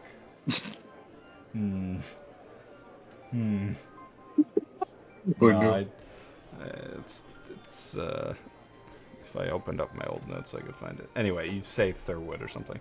And her eyes go wide. Oh my. Calculus. She like sort of whispers, trying not to say it too loud. She gestures her head for you to sit down. I place the drinks on the table and sit. Okay. Drigi sort of uncomfortably sits next to you. Give me an insight roll. Yeah. It was none of those things. That's Thurlow. Keep it on the third low. There you go. 23. 23. Alright. As you watch Lady Wara's face, she watches Drigi, not really sure who they are, just sort of pays attention to them. And then she says out loud, I am so happy to see you both again. It has been too long. And as she says that, she begins to do a sort of ritualistic greeting, the embrace of shadows. And you'd know this anytime you like encounter a fellow member of the church or someone that you just like deem worthy. You extend your arms out, splay your fingers wide, and then cross them over, close them into like an O shape over your chest to symbolize the black hole. And she just nods at you. Drigi does it as well. I do the same. You would be careful though, because you don't want to put your hand through your disguise. Ooh. And I sense perhaps more allies with you. Tell me. She looks at the panther, and then in your head you hear, do you trust these people? More than you could know. And then you can tell she becomes far more relaxed. Ah, yes, well, it is good to be wary of those around you. Deception may lurk in any ranks. Trust is a precious commodity in these treacherous times. She says that part out loud. This is my, she points at the person next to her, bodyguard. His name is, Nar. I have to ask, how did you two find me? Some dumb bitch didn't listen to what I just told her. To be fair, you said that in her head, and she's playing out a scenario. And Drigi's like, we received a message from the Flips the church. table, walks away. You're not real. Oh, Nathan is. it must be the shadow swell affecting my mind. What were both of your names again? I'm Dridgy. This is... She, like, looks towards you. I'm Gerald. Ah, yes. Dridgy and Gerald, my old friends. How could I forget? Well, I suppose there is much we need to speak of. If you don't mind, Loxodon, would you talk? Just talk. And Dridgy's like, what? Just say whatever you wish. Just say many things. Okay, I come from the fleet. And then Dridgy starts rambling on. And then you hear in I your look head, at her, I'm like, oh. there is much to tell you, Cock. I suppose I should begin with why I faked my death. I start drinking. She speaks into your head, but she does it while looking at Dridgy to make it seem like she's listening to what Dridgy's saying. The truth I'm is, looking at Dridgy too. I had to escape the web of deceit that has entangled our church. Even those I once loved have drifted disturbingly far from the faith. Solanthus, Umbra, Shadowseeker Vale, and many of the younglings you once learned the ways alongside, they have been swept up in a plot most foul, and I am sorry that I did not see it sooner. Yes, I've been told they want to kill me if I go back to the fleet. I fear it may be worse. I'm sorry that I did not know how important you were in all of this. I would not have sent you on your own, so willy-nilly. So William Nillard. Though, there are still plenty of devout and loyal priests among the fleet, and the researchers who have spent their lives uncovering the mysteries of our great anomaly. They were the ones who aided me in this ruse. They ensured that I escaped safely, so I have them to thank.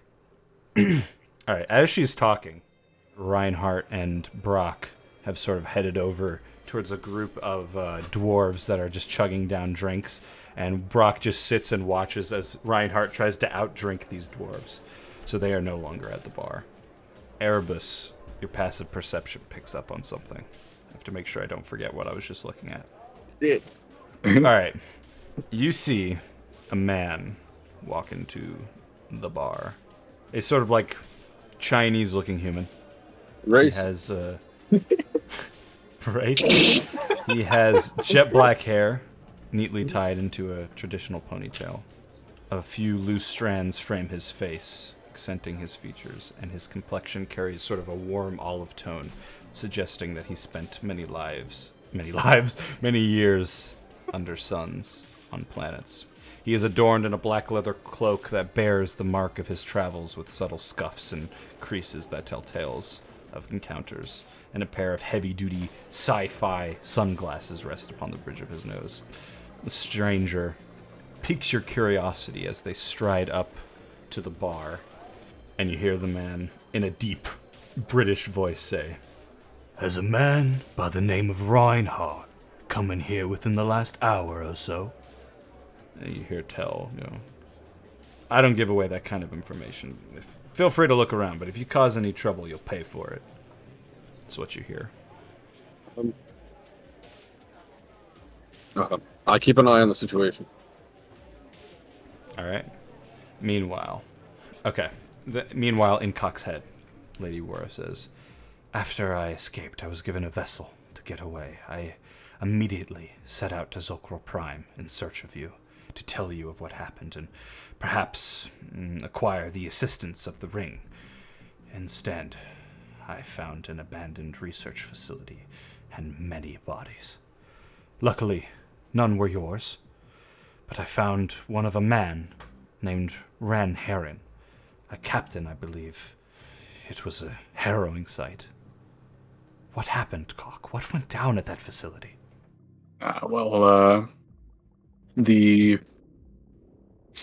The aliens with the black armor and the dragon dude's brother came and wreaked havoc, looking for Mans, and then we kidnapped Mans when he was a kid. He's not a kid anymore. And yeah. Who is Mans? He was going to be our... Ah, it's Mans. Yeah, I know you haven't met him. He's a very, very old royal alien species whose father, or whose siblings, I guess, kind of created the planets and the universe, and then one of his brothers didn't get a planet, so now he's pissed, and now he wants to destroy the entire thing. And this...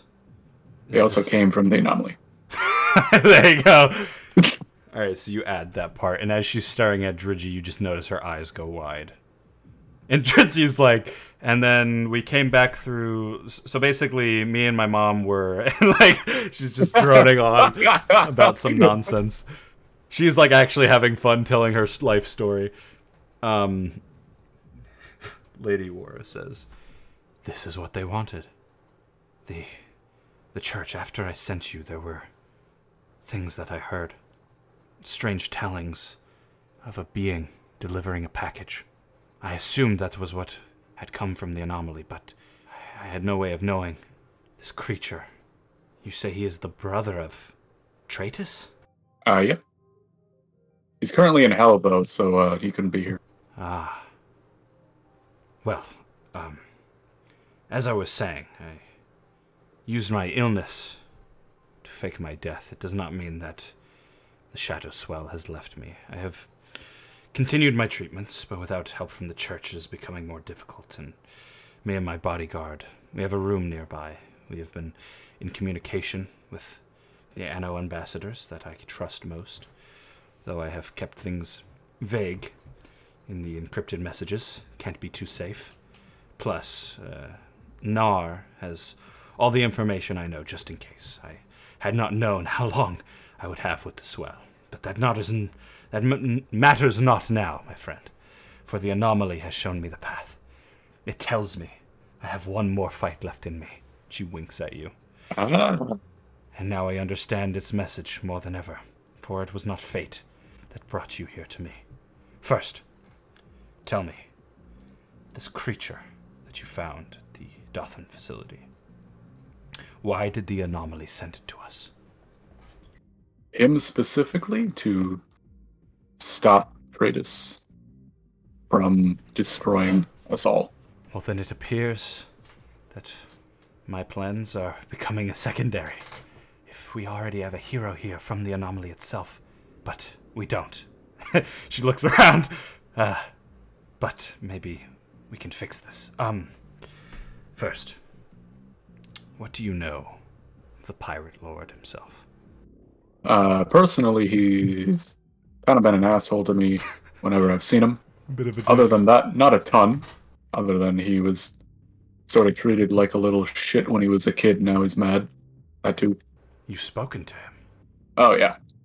And he's told you about his childhood? She, looks confused as Drizzy talks. Oh, we had some tea. It was great. Oh, no, part of the thing is that I have a connection with the alien brother that's currently in hell. And sometimes I see his memories, and I saw one of them in the eyes of Tratus. Or multiple, And now, They all kind of blend together. And now the puzzles begin to put themselves in place. She, rubs her forehead as she's listening to Drizzy talk. The church. It wanted you to return, not to kill you, Cocculus. If you are connected to this creature, that must have some reason as to why they wanted you back. Listen, carefully. Tratus has begun to take over the forges, and it is far more sinister than I could have imagined. He seeks to harness their power of transportation for his own nefarious deeds. There is a use to the forges, as you know. He can travel between them using hyperspace, so Tratus and his fleet can be in any part of the galaxy they want. I have heard stories, attacks, one at the Starforge. If that is true, and this is also Tratus, he could have easy access to the church. So have you... Yeah, we were at the Starforge. So you've seen it firsthand. Absolutely. If you went back to the church, there is nothing to say that he would not be there himself. His whole fleet, potentially. But there is more.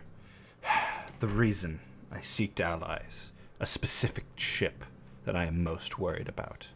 Those still loyal to me have referenced the highest priestess, Lady Holywind. She speaks of one of the pirate lord's warships called the Centurion, a vessel cloaked in much darkness as it travels through astral space.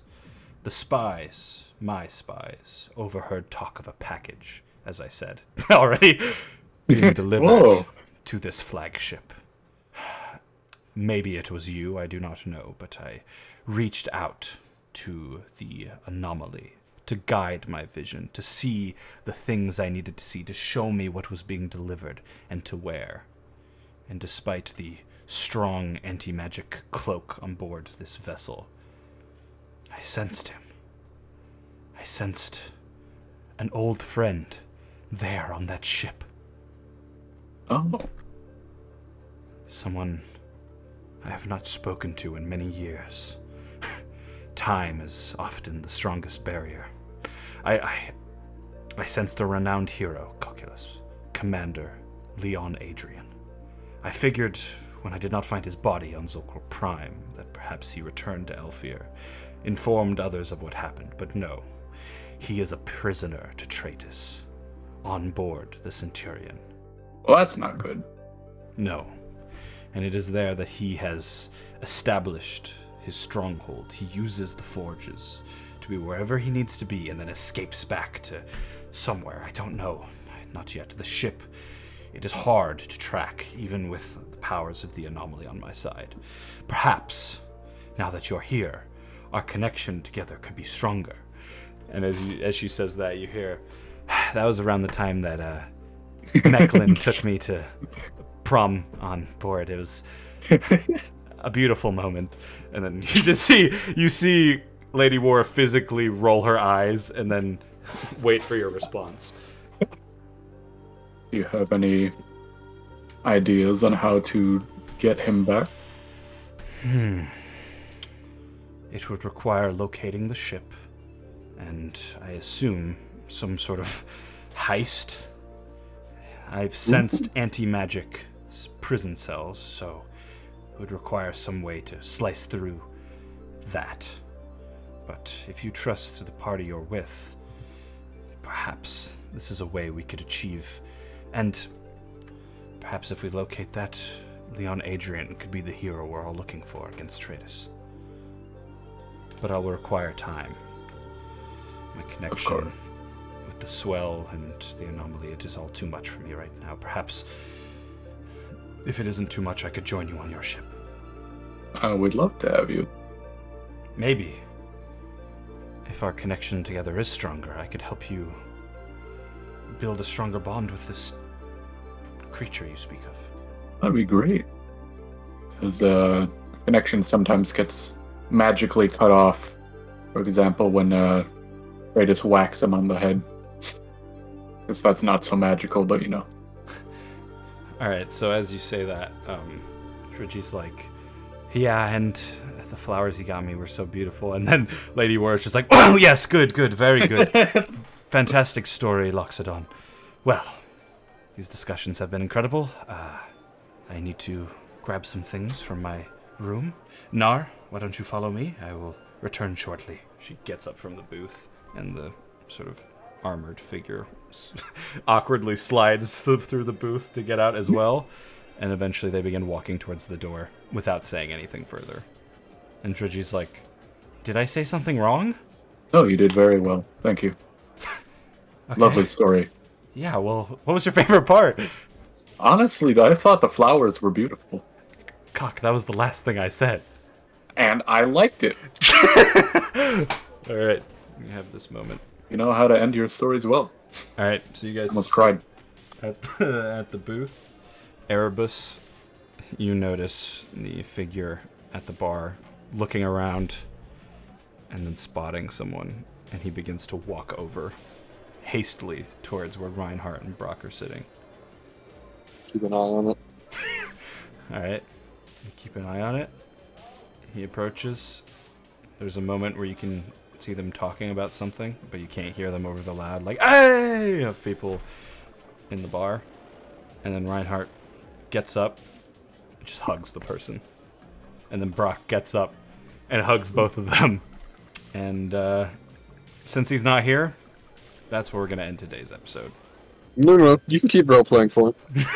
No, there's a decision I need Jacob here to make, and I'm not going to do it right now. But I think that's a good place to stop, because we got to... We at very least got to the thing you guys wanted to do most this episode, which was meet Lady Wara. Now we can go to Ragnarok. Yep. Cool.